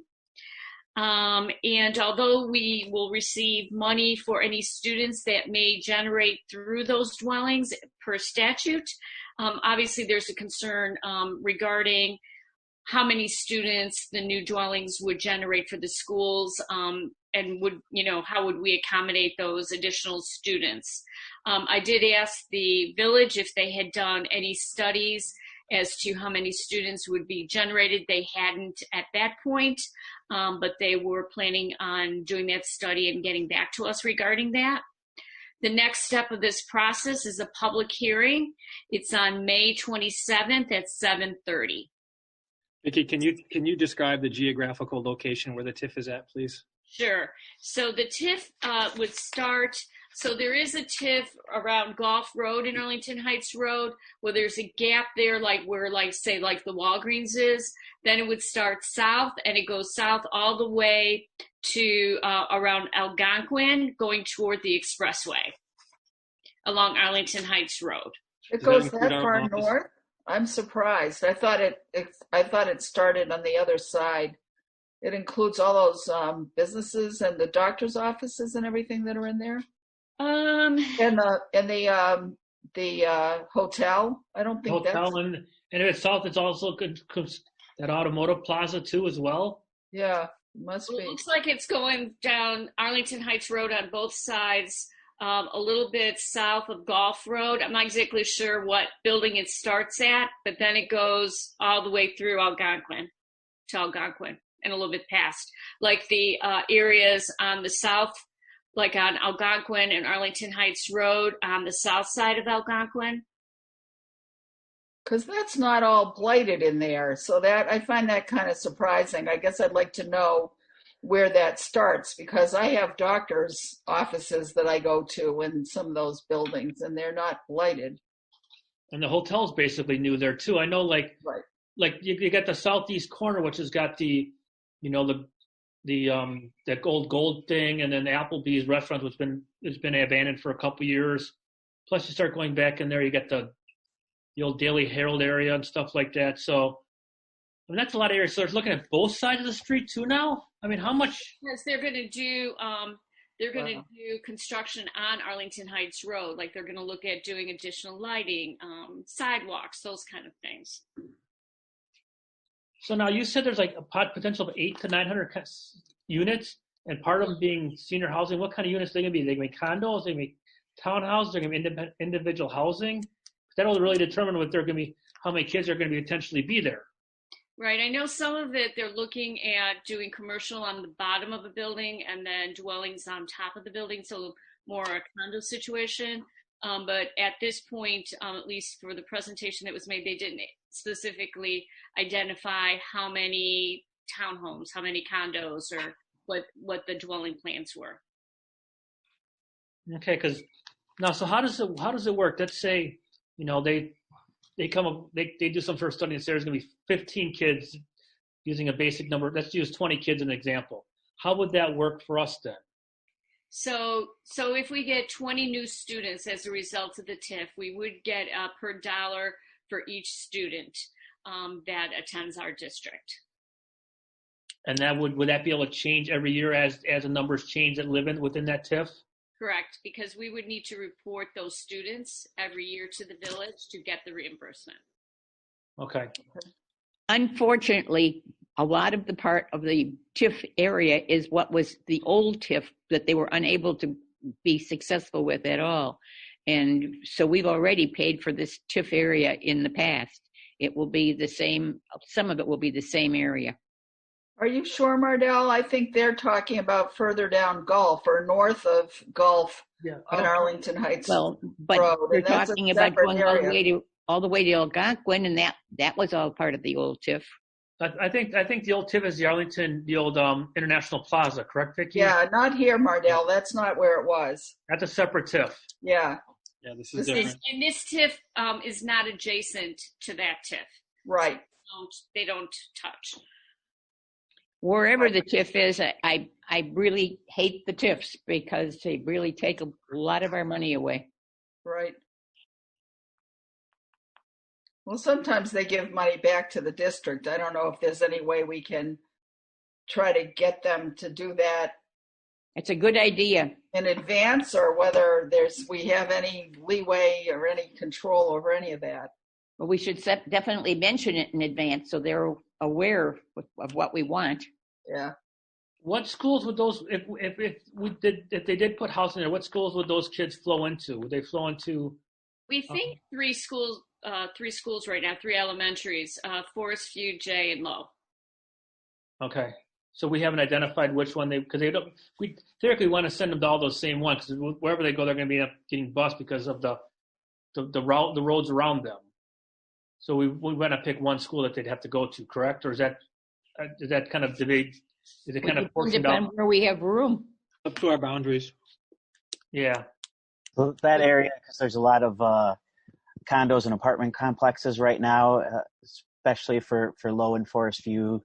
There's some overlap. It depends on where they would build these, condos or apartments. So it would depend. The original map that they showed, or that we saw at one time, indicated that these, a lot of this new construction would really be on the District 59, the former District 59 land, and then a little bit south, and that they were looking at mixed use there and more housing along that piece. So I think a lot of that might end up in Forest View. Yeah, that area right now where the old building is would be in Juliet Low's boundary. Is it? Yes. Okay. What did you say, Bob? The old District 59 Administration Center, that currently falls under the Juliet Low boundary. So interesting. If that, okay. But right on the other side of that is Forest View, the road that was on the backside. So it again depends on what they build and how big.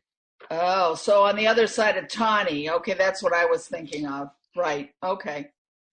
All right, that makes sense. And then John Jay really, I don't think is affected because it's too far from there. At the initial meeting, everyone voted yes, that was there, and we were the only district to abstain. 214 voted yes then? Yep. So in the past, we've always partnered with the District 214 to look for opportunities if there were negotiations to be made or dollars to be discussed. So we've worked with them, shared attorney fees, and I'm sure if there's an interest there that Vicki will certainly pursue that opportunity as well. Right. I have a couple more questions. So a TIF is normally, because this one's going to be 22 years, is that a standard length of the TIF? That's the longest length. They can do shorter ones, but that's the longest. Okay, and then my next question is, there are certain businesses in like that hotel right now. There's a couple hotels actually along that area. I know that Dunkin' Donuts is a very successful business. Those become part of the TIFs then, and then we would not be collecting revenues on them, correct? Because they would be part of the TIF area then? Correct. Yeah, that's really frustrating because there's certainly some very lucrative businesses in there. You're right. That's why I'm glad you abstained, and I frankly don't even want us to vote in favor of it. If it goes through, it goes through, but I don't want them to think that they can just keep planning everything at our expense. And we owe that to our taxpayers. Okay, I want to continue to move the meeting along, so unless there's some really... When I get more information regarding the dwellings from the village, I will share that with the board. Thank you. Thank you. Last question, then. When do you need a decision by related to how we want a board to proceed on, or to give guidance on for the district? Well, the next step in the process is the public hearing. So you could do it as a board, you could do it individually on May 27th at 7:30. It's just a public hearing at that point because it goes before their board. Where will it be held? It's going to be a virtual meeting, is my understanding. Okay. But then their board will take action, the trustees will take action in probably June on this then? I'm not sure when they'll take action. Okay. It really doesn't matter what we think. They'll do what they want to do, whether we vote against it, for it, abstain. We have no control over the outcome. You're absolutely right. You can voice your concerns anyway, and at least make ourselves known so they don't think they can just keep rolling over us. I don't think That's they all. care. Basically, this TID's going to create a bigger burden on the current taxpayers now. It spreads out our alley.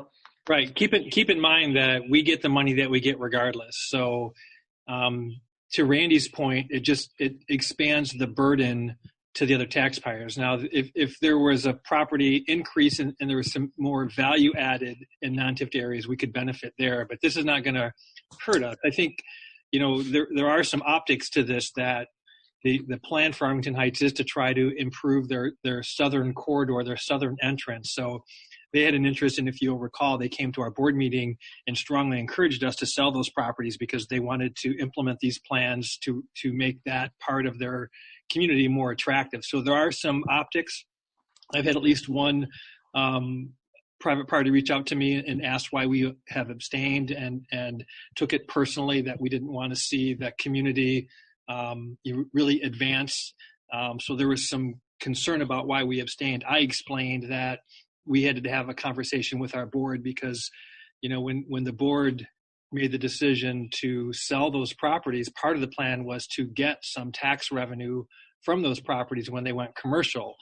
At that point in time, they didn't share that they were planning to TIF with us. So Vicki and I thought it was very important that we had this conversation with the board in light of those circumstances. So in the end, to Janice's point that this TIF will most likely pass, I don't see it not passing. So then again, the optics are, us supporting not only, again, the Arlington Heights community and the beautification and, whatever work they're going to do to make that more attractive. They also believe that it's going to improve their business, increase jobs and things of that nature. So those are the optics to this as well. Well, for every person that reaches out and says, why don't you want this for our community? There are other people like the one that reached out to me saying, why would you support this? You need to stop it. And, I had to say, we can't do anything about it. But I mean, the people aren't come down on both sides. You're right. Always are. Yep. Okay, let's move on to the remote learning update. All right, good night, everybody. How's everyone doing? Hopefully doing well this evening. I wanted to just share a little update about our remote learning, and especially focusing on the month of May. So you'll remember in April, we had developed some specific learning targets to guide our remote learning for the month of April. And based on ISB guidance, as Dr. Fessler said, we were really focusing on previously taught critical standards for a grade level, really trying to help students reach mastery in that. We continued that into May, but while also expanding just a little bit to the teachers were really expressing that to introduce some new concepts, even if it was just in an exploratory way, building awareness would really help the interest and engagement of students. So as we moved into May, we did identify some specific targets, but also open the opportunity to building background about new concepts and skills. You'll notice too, we also incorporated the planning days. That was something, as you'll see in a moment, was part of the staff feedback. And also, I will mention, while not a major pattern, there were a number of parent survey responses that asked, I hear other districts are having weekly planning days or, days off, as they would say. Can we consider that as well? So I think the staff were pleased to be able to have that. Remote learning is kind of not a 9 to 3 kind of a job. So I think the planning and the feedback and the responding it just makes the day extend well beyond what a typical school day even would. So we've added those Friday in May planning days.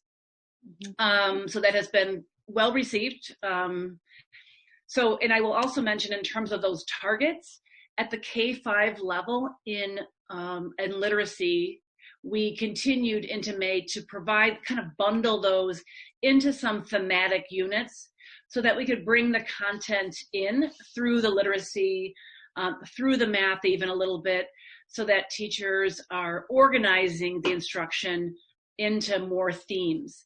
And as a district, we are providing the targets and associated resources that teachers can use, different text at different levels to support that, activities related to science or social science that would complement that. But for a family, it's more of a theme at the K-5 level versus, I'm getting assignments in every subject area. So that has also been well received. It also allows us to keep the paper-based packets that we're providing at the meal sites aligned. So if we know these are our targets for May, and we're providing paper packets at the meal sites, we can align those resources at least to the same targets. And that helps. We also made sure that those paper packets in PDF version are available to the teachers, because we found sometimes they would get a question from a student saying, I'm doing this worksheet here and I don't have a question, and the teacher wasn't able to look at the same thing. So now the teachers are able to look at the same thing and support those students the best they can. Good. The last week of the month, on May 27th, our plan is we use some remaining Title I funds to purchase summer book packs for the meal sites. And we will be including that in this Thursday's parent newsletter. Cool. Let them know if you come on the 27th, we'll have book packs. We have markers, crayons, school supplies, and also the packet will focus on, here's what you can do over the summer. So that is what we're planning to do for the kind of, as we look to conclude the year.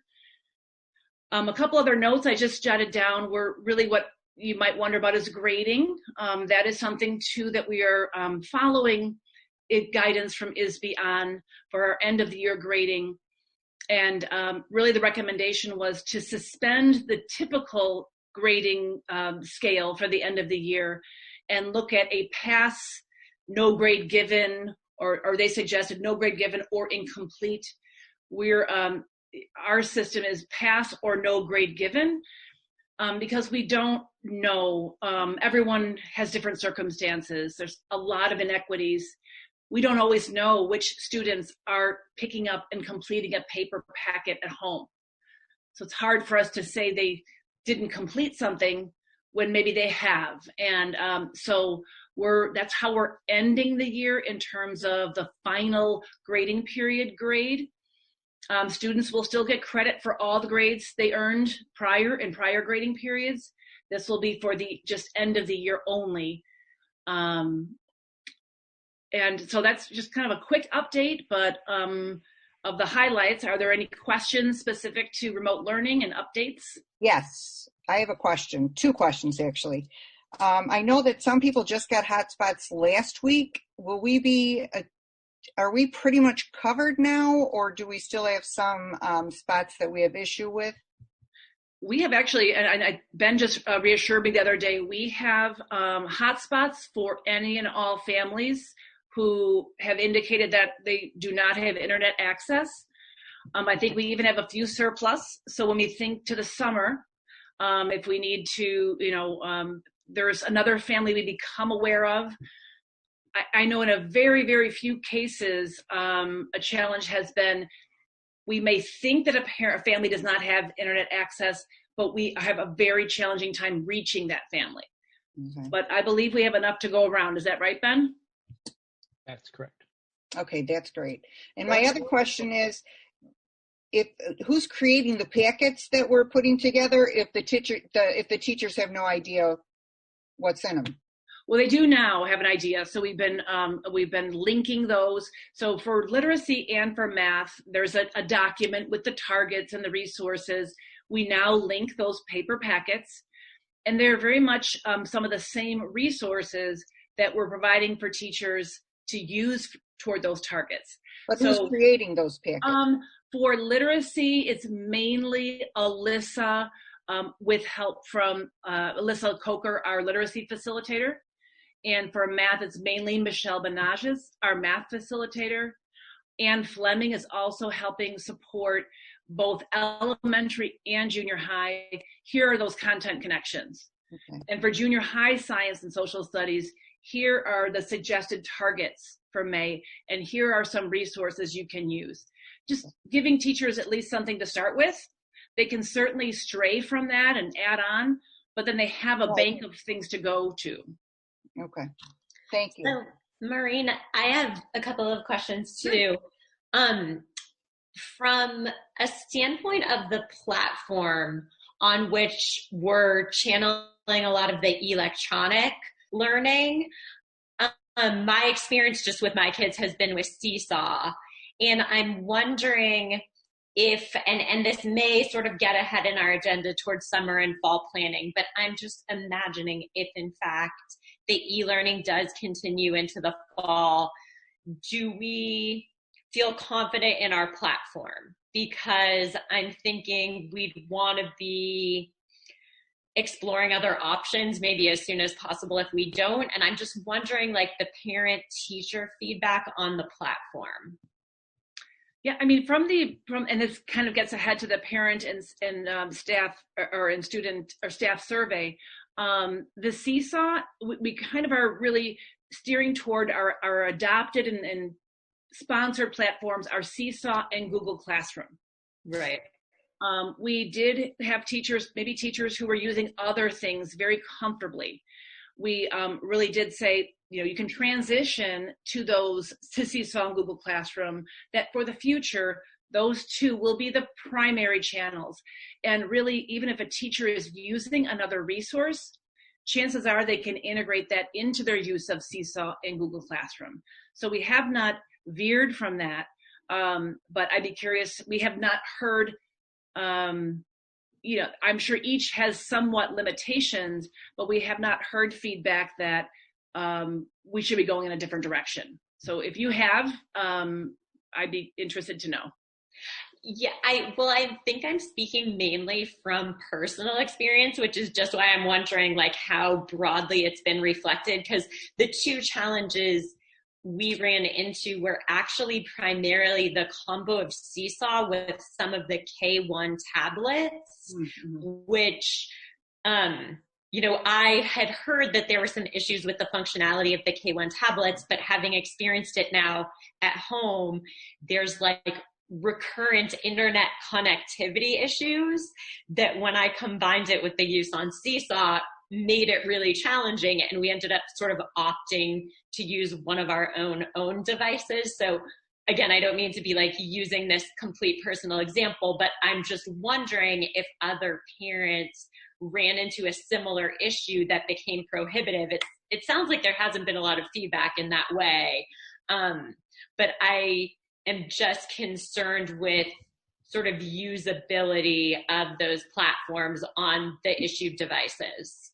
And I think that might be one thing we did get some feedback on, although not, a major pattern, was with the K1 tablets. I think, so I don't know if the issue you had is more with Seesaw and Google Classroom or the tablets, and it was hard for the teachers. The teachers did not initially have tablets.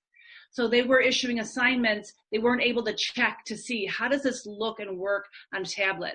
We have since provided those teachers with tablets so they can kind of test the waters before they send out an assignment. So it could be that's more of a tablet than a platform. But Ben, do you have any thoughts on that subject? Yeah, so the especially Seesaw on the tablets, we found that the app that runs Android, so as that runs natively on those tablets, hasn't been running well. So we've pulled the app and driven to the web interface, which runs much better on those apps. We're actually working directly with Google and Seesaw and have a direct line of communication to Seesaw's development team to make sure that we're improving that experience on the app, or if we need to just completely jettison the app and go with the web platform, it works much better that way. So they're aware of that, and we are working on that absolutely.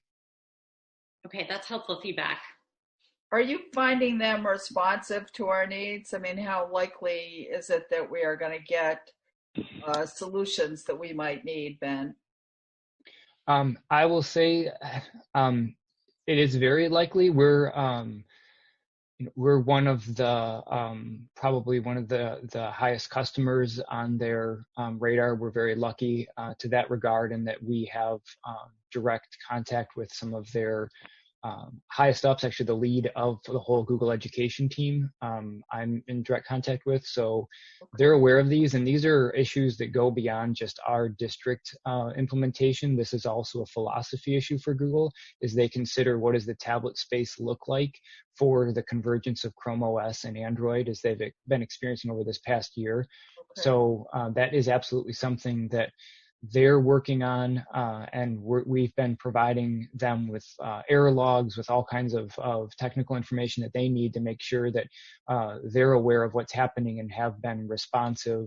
And even knowing that our experience hasn't been what we wanted, especially K1, to the point where they've been working on repairing the relationship, especially with staff, and figuring out after these things become, after these issues are worked through, how do we support staff in professional development in the next year or two and with resources. And we're actually part of an app pilot that they're providing us with licenses for 5 of their their most highly regarded creation apps. And so we're working to implement those. Obviously, the timing of everything was not ideal for a pilot at this point. So we're trying to put that in place in a way that makes sense and does not introduce additional stress on staff and families, because this is absolutely not the time to introduce more stress for folks. Mm-hmm. So we are, yes, so that was a super long answer to say we have definite contacts and influential contacts in both companies. Good to know. I'll just want to make a comment real quick here. One for Courtney, I greatly appreciate that personal, aspect of what you're seeing. And I know I've said the same to Janice and Dr. Fessler about kind of the challenges as a parent balancing work and remote learning. I think as far as the planning days go, I think it's great, because I think my personal experience, when the Fridays come along and I can just concentrate on work for a day and let my son, just watch Netflix all day, I'll admit it, I think that's fine. I think sometimes parents need that release right now. And that's great. But also at the same time, the staff needs those days as well to collaborate with one another, interact with one another, bounce feedback, what's working off one another. Because like we're saying, there's a lot of challenges with the technology, with the apps, with the tablets. And a lot of times our staff are not only teachers, but they're tech support, and they're dealing with the parents, trying to help them navigate all this technology as well. But I appreciate all the hard work. It's definitely a challenge, and no one expected it, and we're all doing our best here to day by day to make sure that we're helping our students and helping our children. I agree. Well said. Even though I don't have small children at home right now. Any other comments about the? I have one question. Can you send me something like just one of the packets so I can kind of look at it, see what's going out there? Sure. That's going out to all the kids. Like first graders are getting all the same packets. Second graders are getting all the same packets. Is it mostly like a refresher, or are they learning new material in the packets? In the packets, I would say it's probably like when you say material, it's focused on some of the critical standards for the grade level in reading and writing and math. And especially in the packets, not being able to have that face-to-face instruction, it's not a lot of new material or new skills. But I'd be happy to share a folder where we keep, actually, I will say, just kudos to them. We have a couple members of our PE department that have been providing PE activities for us to include. We have one of our instructional coaches has been creating each week a non-digital sheet of different activities that can be done, really trying to provide more than just rote skill practice, but some engaging materials as well. But I'd be happy to share. Maureen, I'd like to see that as well, please. Yeah, me too. Send one to Mardell also. Is it okay if I just put a folder of a most recent week in the weekly update? Yes. Okay. Then you'll have everything, let's say last week's, you'll have for every grade, you'll see what it looks like. Great, thank you. And then I have one more question. I know many months ago I might have asked, or a month ago I asked, about reaching out to families and what families we haven't gotten to. I know at one point it was over 200. Now I think it's down to about 125. How are we doing reaching out to families that we've not heard from since we've gone to this e-learning? Have we still trying to follow up on those? I know, Katie, you were working with some of the coaches and stuff that are going to try and start reaching out to those families. Have we had any luck to reach out to the rest of the families, or? Katie, you want to speak to this? I know that we take weekly attendance at all of our buildings and try to keep tabs. But Katie, go ahead and address the question, please. Sure. We have very few families that we have not been able to contact at all. We certainly have varying levels of involvement. But we, for the most part, our schools have worked really hard to make sure that they use all their contact information, that they're using different ways, contacting at different times of day, to make sure that they, in some way, shape, or form, are communicating with parents. So there are very few that we have not reached. We do have community outreach specialists that are working specifically with buildings that have any families that they have not been able to reach. And in really, really extreme situations, we would partner with our police agencies to do a wellness check if we really need to. We don't have any of those that we've had to do, but that's always an option if we really got to that point, just to make sure that everybody is safe and sound. So at this point, we have very few families. I can work on a specific number for you, Randy, and get back to you if you'd like. But that's essentially our plan with all of our social workers and community outreach specialists. We've really been able to get in contact with most of the families that we were struggling to. Right, because I want to know too, is it, 20 families? Is it 50 families? Is it 10? I'd like to know. Sure. I know that there's some kids that still, they're either not they're not being reached, because I know I've heard from some teachers, and it's not like you don't have those kids in school, that there's those kids that just don't do their work and they're not gonna, and that seems to be that group of kids that we're having a hard time reaching. Yeah, and those are really two different things to think about. If it's students who we don't have a lot of contact with and they haven't been engaging in the work, sometimes there are lots of circumstances that we're not aware of and reasons that they may or may not be able to be involved, which is why we have the practices that Maureen described about how we're approaching grading and how we're working through this with each of our families and our students. And then we have other situations where we haven't heard from a family in weeks, and we want to make sure that they're doing okay. So we're trying to handle each appropriately. Good. Thanks, Katie. Mm-hmm. Thank you, Katie. Yes, no problem. Okay, I think we're up to 13.03, parent and staff feedback. All right, so I am going to start us here. I'm going to take a big risk. So I'm going to turn on my video just momentarily. I've been watching the bitrate on the stream, and it's kind of making me nervous because I keep getting warnings that the bitrate's low. So if my camera tanks the live stream, then I will have to turn it off real quick. So can you all hear me? Yes. Okay, good deal. All right, so in the middle of April, we issued a parent remote learning survey. It ended April 24th. And we linked the full results in the board weekly, I believe it was last week or the last 2 weeks. And we wanted to pull out a few highlights and then give you a chance to ask any questions. So I'll just go through a few of the responses for parents. Then Maureen will take the the staff results that we have a little bit farther down. And then at the end of this presentation, we did link those full results again for you on the last slide.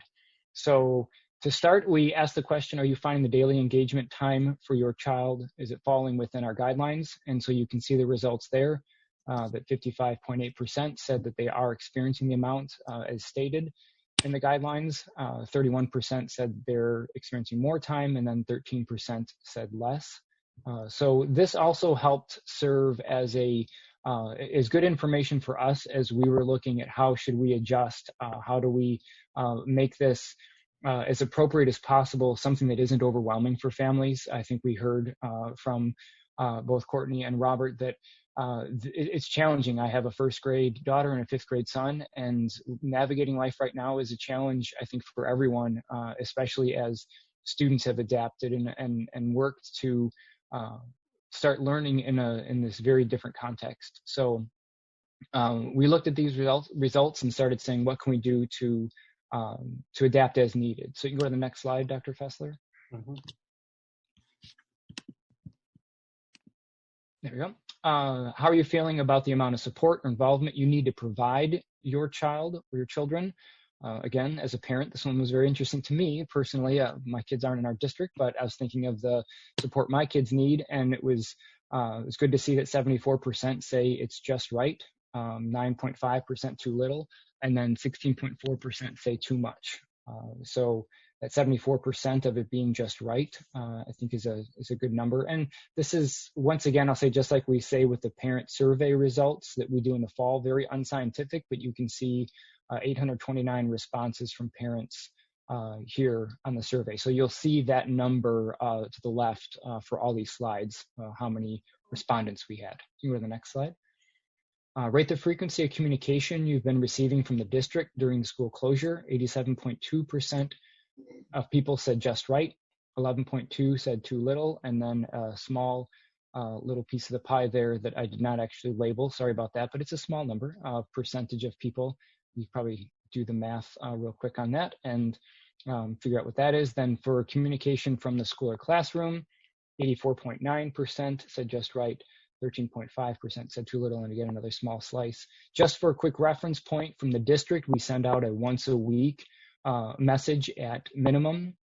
Sometimes we have, like last Friday, actually the question about additional parent resources for the cards and for meals and those pieces. We sent out a message on Friday to families with additional information that the state has provided us on how to add more money and how to get more resources if you're on free and reduced lunch. So that did go out to all families on Friday.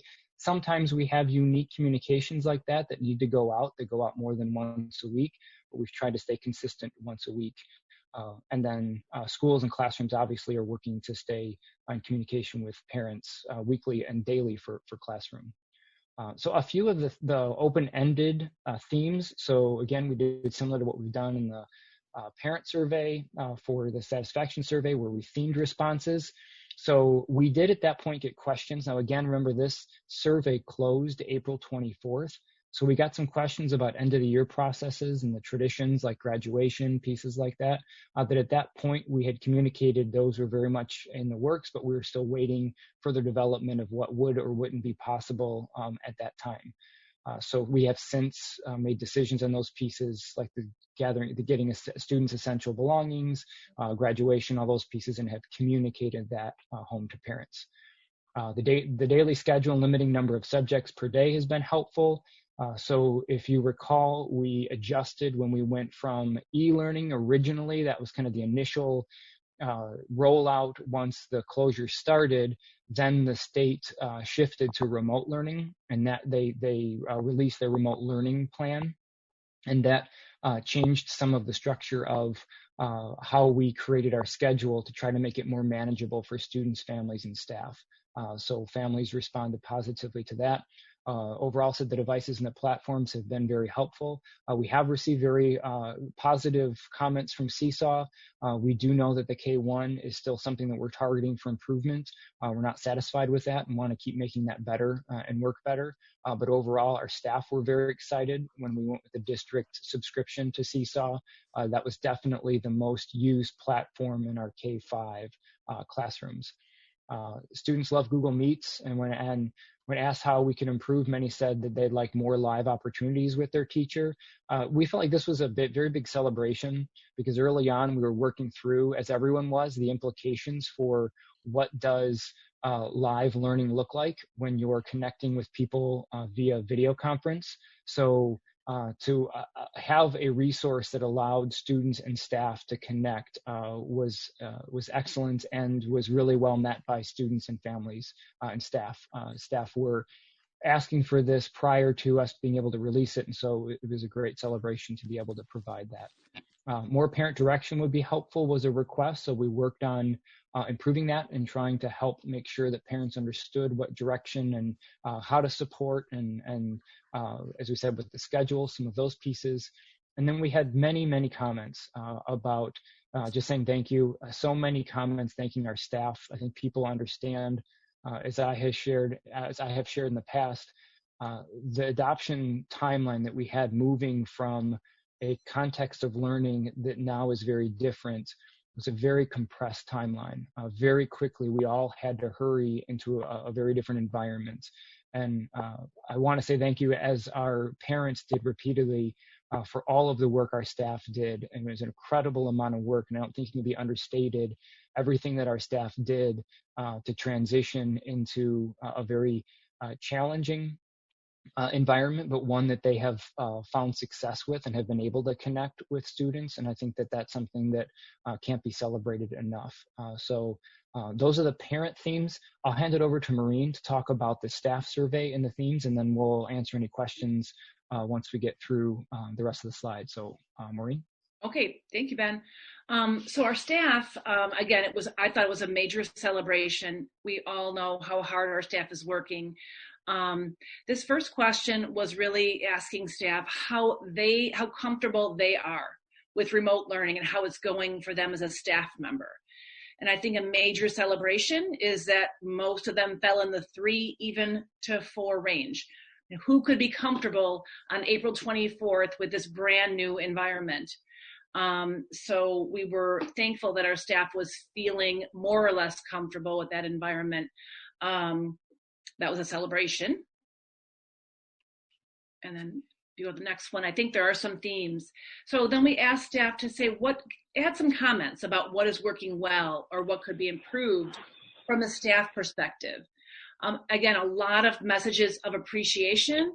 I think this has really brought our district together and even caused more collaboration than we had before.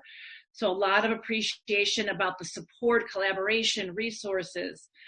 As we all know, it's challenging working at home, working on a computer all day. My eyes right now are kind of like blurry and hard to see by the end of the day of looking at a computer screen.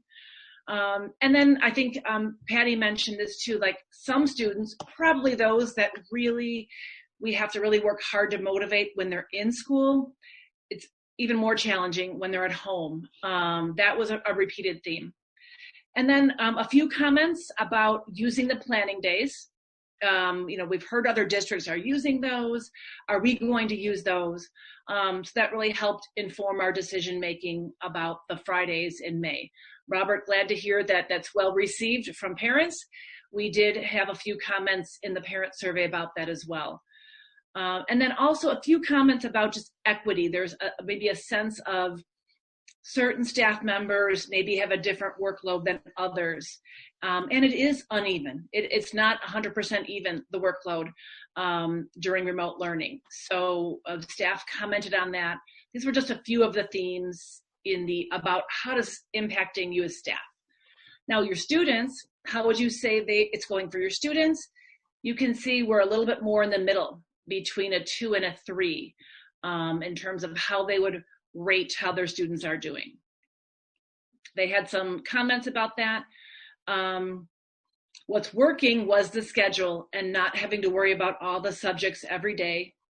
The staff also acknowledged that Google Meets students really enjoy, engaging all students, and then just that uneven level of participation is something you could read in the comments that staff worry about the students. They worry about the students that they're not able to reach. That is one thing we've talked about, even thinking about the next agenda item of going forward. How do we really, should remote learning be necessary again, how do we make that live experience more consistent? We also asked staff, we took this opportunity to say what, as we think about transitioning back to in-person instruction, what will be some considerations for the summer or fall? Predominantly it was the SEL support for students and staff, trying to bring some closure to the 1920 school year, trying to focus on those skills that we haven't really gotten to this year, safety for students and staff. And then a couple of themes about needing to think about our scope and sequence, how we can allow time for that catch up, and even identifying what those, diagnostically, what those needs are for students and staff.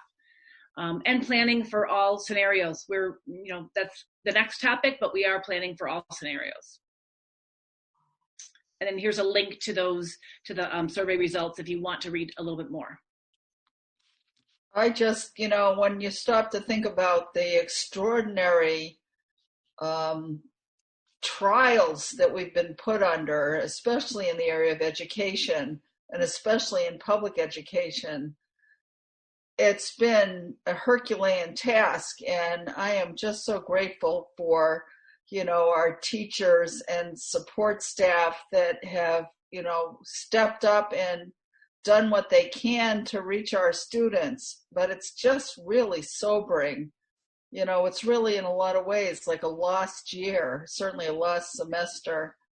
It's really a heavy burden to contemplate. It's a challenge for sure. Ben and Maureen, is the survey broken down between elementary and junior high, or is it just one lump? I believe we did ask them their level, but I will confirm that. Okay, thank you. Yeah, this is reported out as an aggregate, yes. Okay. This one here is not broken down on these results, but yes, we did ask for grade levels. Okay. So are there any plans to do another survey at the end of the year? And the reason I ask is the beginning of April is very different from the beginning of May, and it's very different from the beginning of March. And I just wonder what that level of engagement is with the parents. Did it consistently go down as the month went on? And if we're thinking worst case scenario that we need to continue with remote learning into the fall, how do we maintain that engagement or even increase it? So before we respond to that, if we can get into the summer and fall planning, we don't anticipate that the experience will be the same moving into the fall. So we're getting a little bit of feedback from ISB. They're talking about some things and some scenarios. So I think we can speak to that.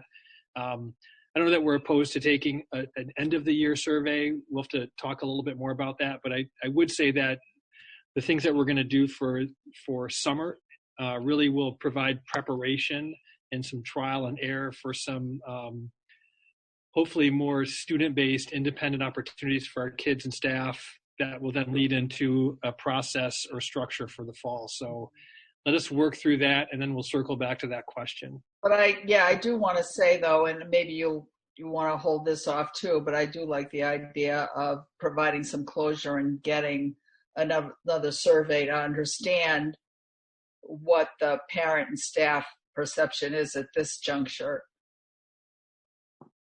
And providing them an opportunity to tell us, where they are. So with that said, let's move on to the planning. Can I actually add one kind of comment just before we get to the planning piece, which is I just want to echo the comment I saw within the feedback about the interactivity and the idea that the more Google Meets, the more interaction, because I have I guess, the perspective of seeing like a third grader who every single day starts with a Google Meet that's very interactive versus like a first grader who is pretty much engaged in like solitary seesaw work throughout the remote learning day. And I'm just seeing that whole both social emotional as well as academic piece of coming together, asking the teacher questions, seeing fellow classmates has, I think, contributed to a higher level of motivation I see in one than the other. So I just share that because it echoes kind of what was in the survey, and I am very interested in what kind of summer and fall looks like. And, you know, if we can think of, I guess the other piece I'll add as a parent is that it also takes, I think, to Robert's and my concern, some of the pressure off of the parent when you have that teacher-student interface. Like, we're not the only authority in the room. So for me, that's been a very, very helpful component too. Well, I can't imagine that social emotional connection really being there without that interactive component where they can see their teacher and their teacher can see them and support them. And, you know, I didn't forget you, you still matter to me, you know, and I've wondered about how many teachers are able to provide that opportunity for kids and how we can build more of it into our kids' days and the teacher days and what that looks like, you know, without driving our teachers crazy. Yeah, just a final point, then I'll mute myself. But Courtney nails it. It's kind of like the telephone game. You can have a teacher that prepares excellent materials that for their students, but it's up to the parents or whoever the guardian is to make sure that they relay it with that same, you know, amount of detail, the same enthusiasm, and it can be lost in translation sometimes. But when my son does have that opportunity to interact with the teacher, with other students in his class, very important because for the most part, 90% of the time, it is only with the parents that are reading to him or her what to do. So that's very important. Yeah, I agree.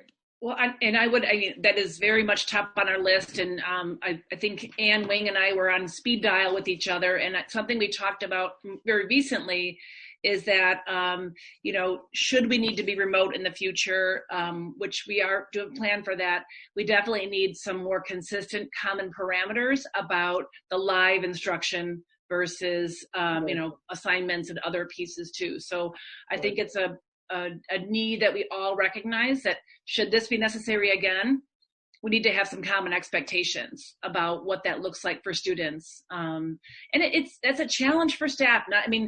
And we were trying to balance the needs of staff, the SEL needs and students, and to be thrust into this environment, you know, we may have to provide some extra SEL for staff or professional development about live instruction and helping them feel comfortable. Our teachers have become comfortable with teaching in a completely different way, but that piece may just be the one that some staff are really struggling with. So we'll work on that, and we definitely recognize that common parameters and expectations about that will be part of the planning for fall. So again, this is not anything we can direct and say, this is how we're going to do it. This truly has been a partnership with our teachers. And then each teacher is very different in their classroom and in the virtual domain as well. So some are very comfortable with the technology aspect of this, and then others are improving and getting better. So I do think one latent effect of this is that our teachers are really going to benefit technology-wise and really understanding how to more effectively use technology as a teaching tool. So that has been a positive piece to this. But I think some of the things that Maureen will go through now in terms of what we want to do with the summer, we do want to try to put some structures together as a pilot. So develop some more structured schedules, develop some more structured time in terms of at 9 o'clock, you'll do a 10-minute check-in, or you'll do a 15-minute mini lesson or things like that. We want to try some of these things and get some feedback. So, you know, in addition to our ESY summer school program that we have to provide, we want to try a little different approach called Summer School for All, which really is about getting kids ready for that next grade level. So addressing some of the summer learning loss, addressing some of the third quarter learning loss.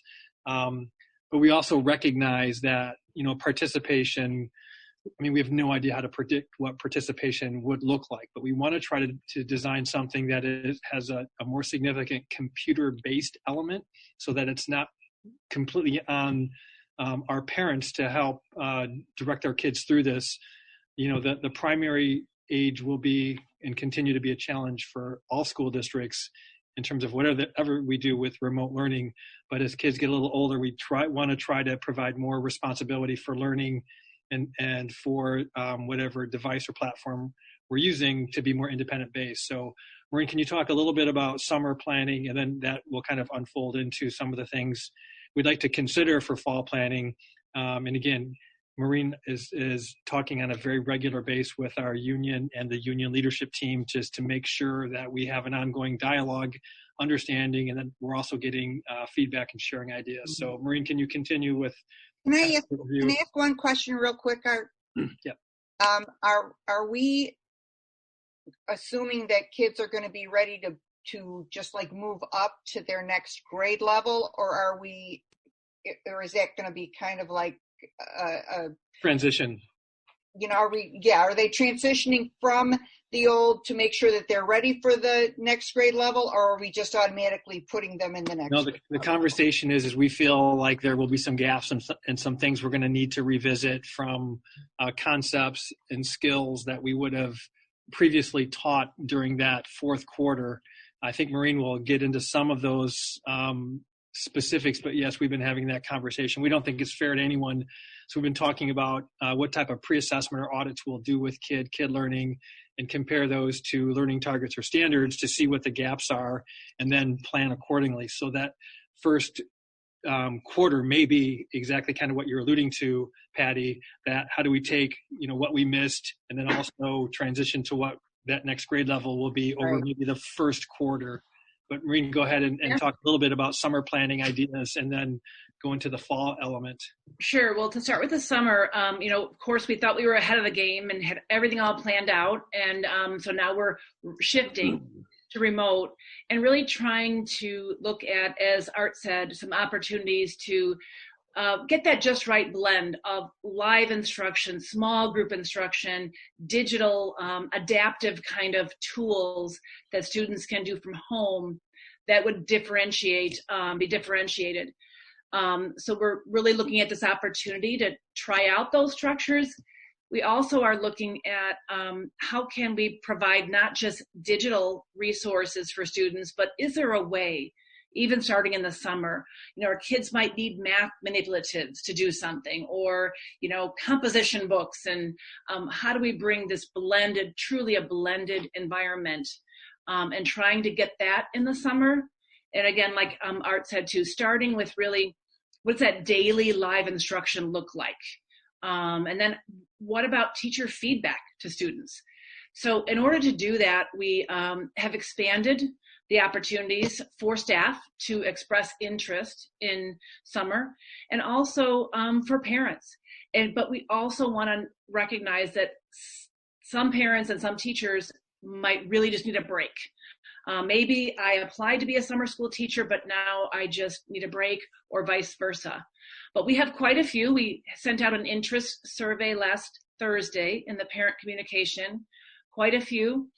Our hope is to extend the duration of the instructional period beyond what we had originally planned, which was basically June. Now we're kind of giving everyone a little bit of a break, picking up mid-June, going through mid to late July, giving some options. You could either do the first 3-week session or the second 3-week session, or both. So really trying to just recognize where everyone is at. We are looking at, a strong literacy and math component, especially for students that might really be our priority students, using that blended environment and identifying those digital resources, but also really trying to expand our enrichment opportunities. We're kind of thinking of it like a park district catalog. When you go to log on, there might be there's literacy, there's math, there's some enrichment courses. even if it's just to serve to continue to engage students in whatever they're interested in over the summer. So we're thinking catalog, variety of things, and really looking at the digital resources that we think could be useful in 2021 when we know our status is uncertain. We might be back to in person, and then there could be a point in the year where we're back to being remote learning. So we want to have a digital resource that can be used both in school and at home.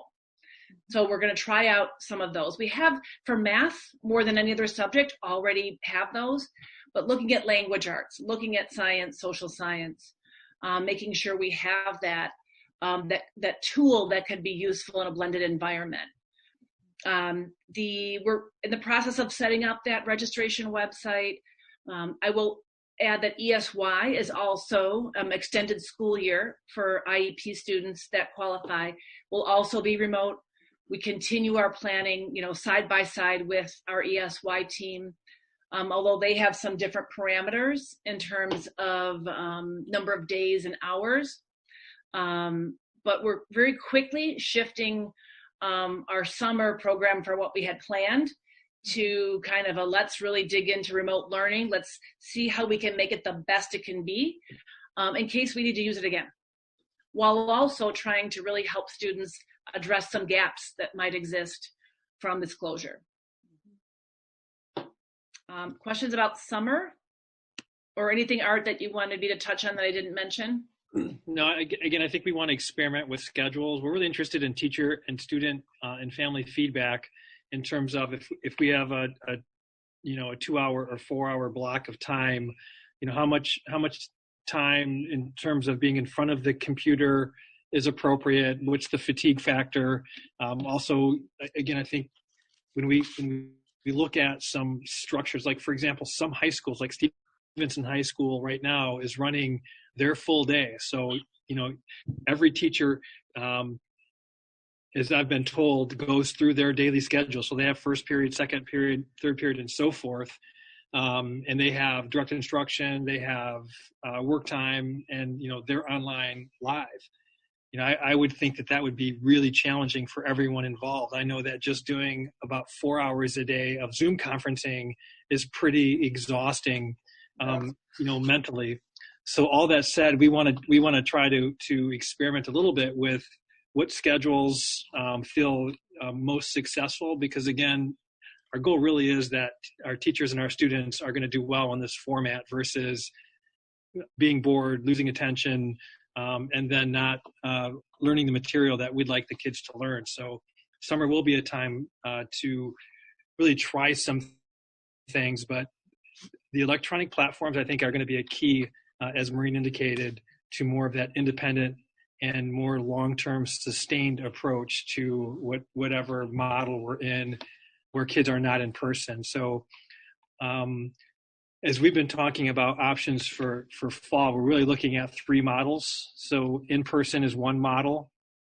The second model will either be remote learning or e-learning. So I'm very curious to see what the state comes up with in terms of their guidance for that. And then the third option is a hybrid.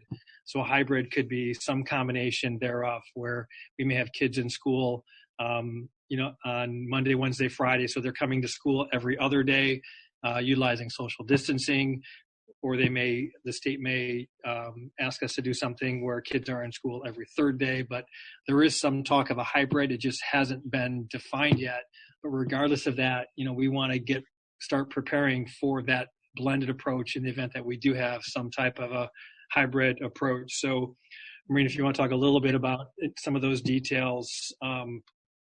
Yeah, we have just formed a committee, a fall reentry planning committee that is made up of, again, in collaboration with DEA, but we're also waiting for that ISB guidance to come out.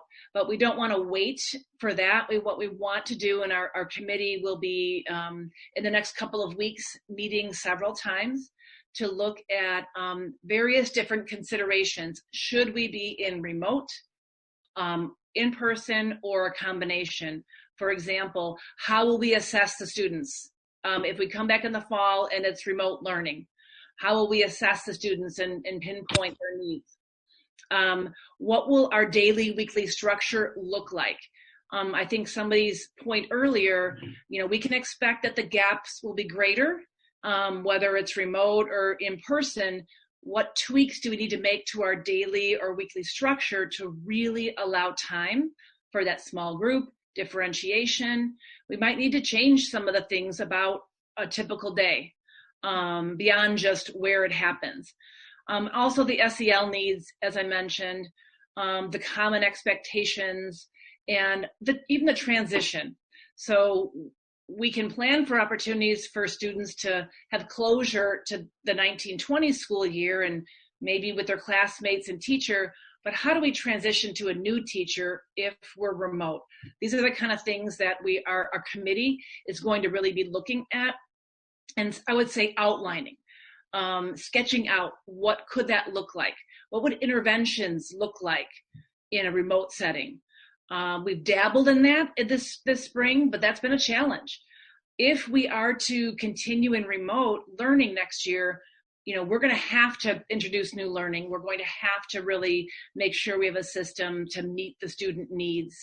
And it's probably going to be outside the box thinking a little bit in terms of maybe it's, small group instruction is this day and whole group instruction are the other days. But this is what our committee is coming together to do, to just outline that. And that way, when we get our ISB guidance, we can tweak from there. But we feel a really strong need to be prepared for any of those three scenarios, whether it's resources, schedule, assessment, physical safety. If we are even in person or a combination, how do we maintain the physical safety of our students and staff? So all of those considerations are part of our planning. We're getting started. We have a group of about 17 people, and we're starting, our first meeting is next week. I'd also add to that Maureen has been in contact with the surrounding instruction folks or assistant superintendents for instruction from surrounding school districts. I meet actually 2 times a week with a group of 16 superintendents from North Cook and a couple from Lake County, and we all share ideas, strategies, and the things that we're doing. So there's a lot of collaboration going on. We're listening to a lot of other people's ideas. We're learning from what's working well, and we're learning from what's not working as well. So we're putting a lot of time and energy right now into thinking about how this is going to play out, and we're considering a number of different scenarios that we're prepared for all of them. Any questions about any of those reports? I'd just like to make a shout out to all the teaching staff, teachers, the SLT, the superintendent, everybody for all your great work, because I know how difficult this is. It's very difficult. And to the parents who have to cooperate and help to teach their own children. It's a real struggle, and I'm very proud of everybody. Thank you very much. Are you finding, I have a question about ISB's responsiveness. Are you finding that they're giving direction in a timely manner? I sort of get the impression that they're kind of waiting almost too long to try to get out the information they need to provide to districts? Well, I think, with the guidance they provided a couple of weeks ago, they basically said it's a local decision. So they gave some pretty specific instruction about grading, that it can't be punitive, it can be feedback-based only. Kids can only improve grades. You can't, as a result of the closure, kids cannot get a worse grade than they were receiving prior. So they've been pretty clear about some of the parameters, and then they've made it local. Same thing with the instructional piece. The first guidance was this should really be extension of learning, and then in the aftermath, in their more specific guidance, they said you can partner with your union leadership team, your union leadership teams, your union leaders, and really make a decision together on how this should play out. So if you want to continue to do enrichment, that's fine. If you want to go more closely to e-learning, if you can agree upon that, then you can do that. So Again, I think they've tried to make some loose, tight guidelines, and then they've provided local control. But there are a lot of other things, between the governor's office and ISB in terms of just timing. I think they've really tried to look at the numbers, look at the science, and wait, until they felt that they had the data to support extension and closures and some other things. So that at times has made it a little hard to plan, not knowing. But in the end, I think they're doing the best they can with what they have. And, as we know, this is uncharted waters for all of us. So I've not felt like they have delayed. I think they've tried to give as much information as they can. I think the Regional Office of Education has done a really good job of really pushing out updates. And Kevin Yonch is our North Cook official, and he's attends all of our meetings that we have as superintendents. He brings a lot of information to us, provides updates in a pretty timely manner. So I think all the information that's out there is being shared, and all the guidance. I think they're doing the best they can to give us direction. Well, that's good to hear, because I know it's a problem nationwide, trying to figure out what's going to happen and when. So, okay. So where are we on the agenda? I think we're almost done, are we not? Are we about ready to go into closed session, or?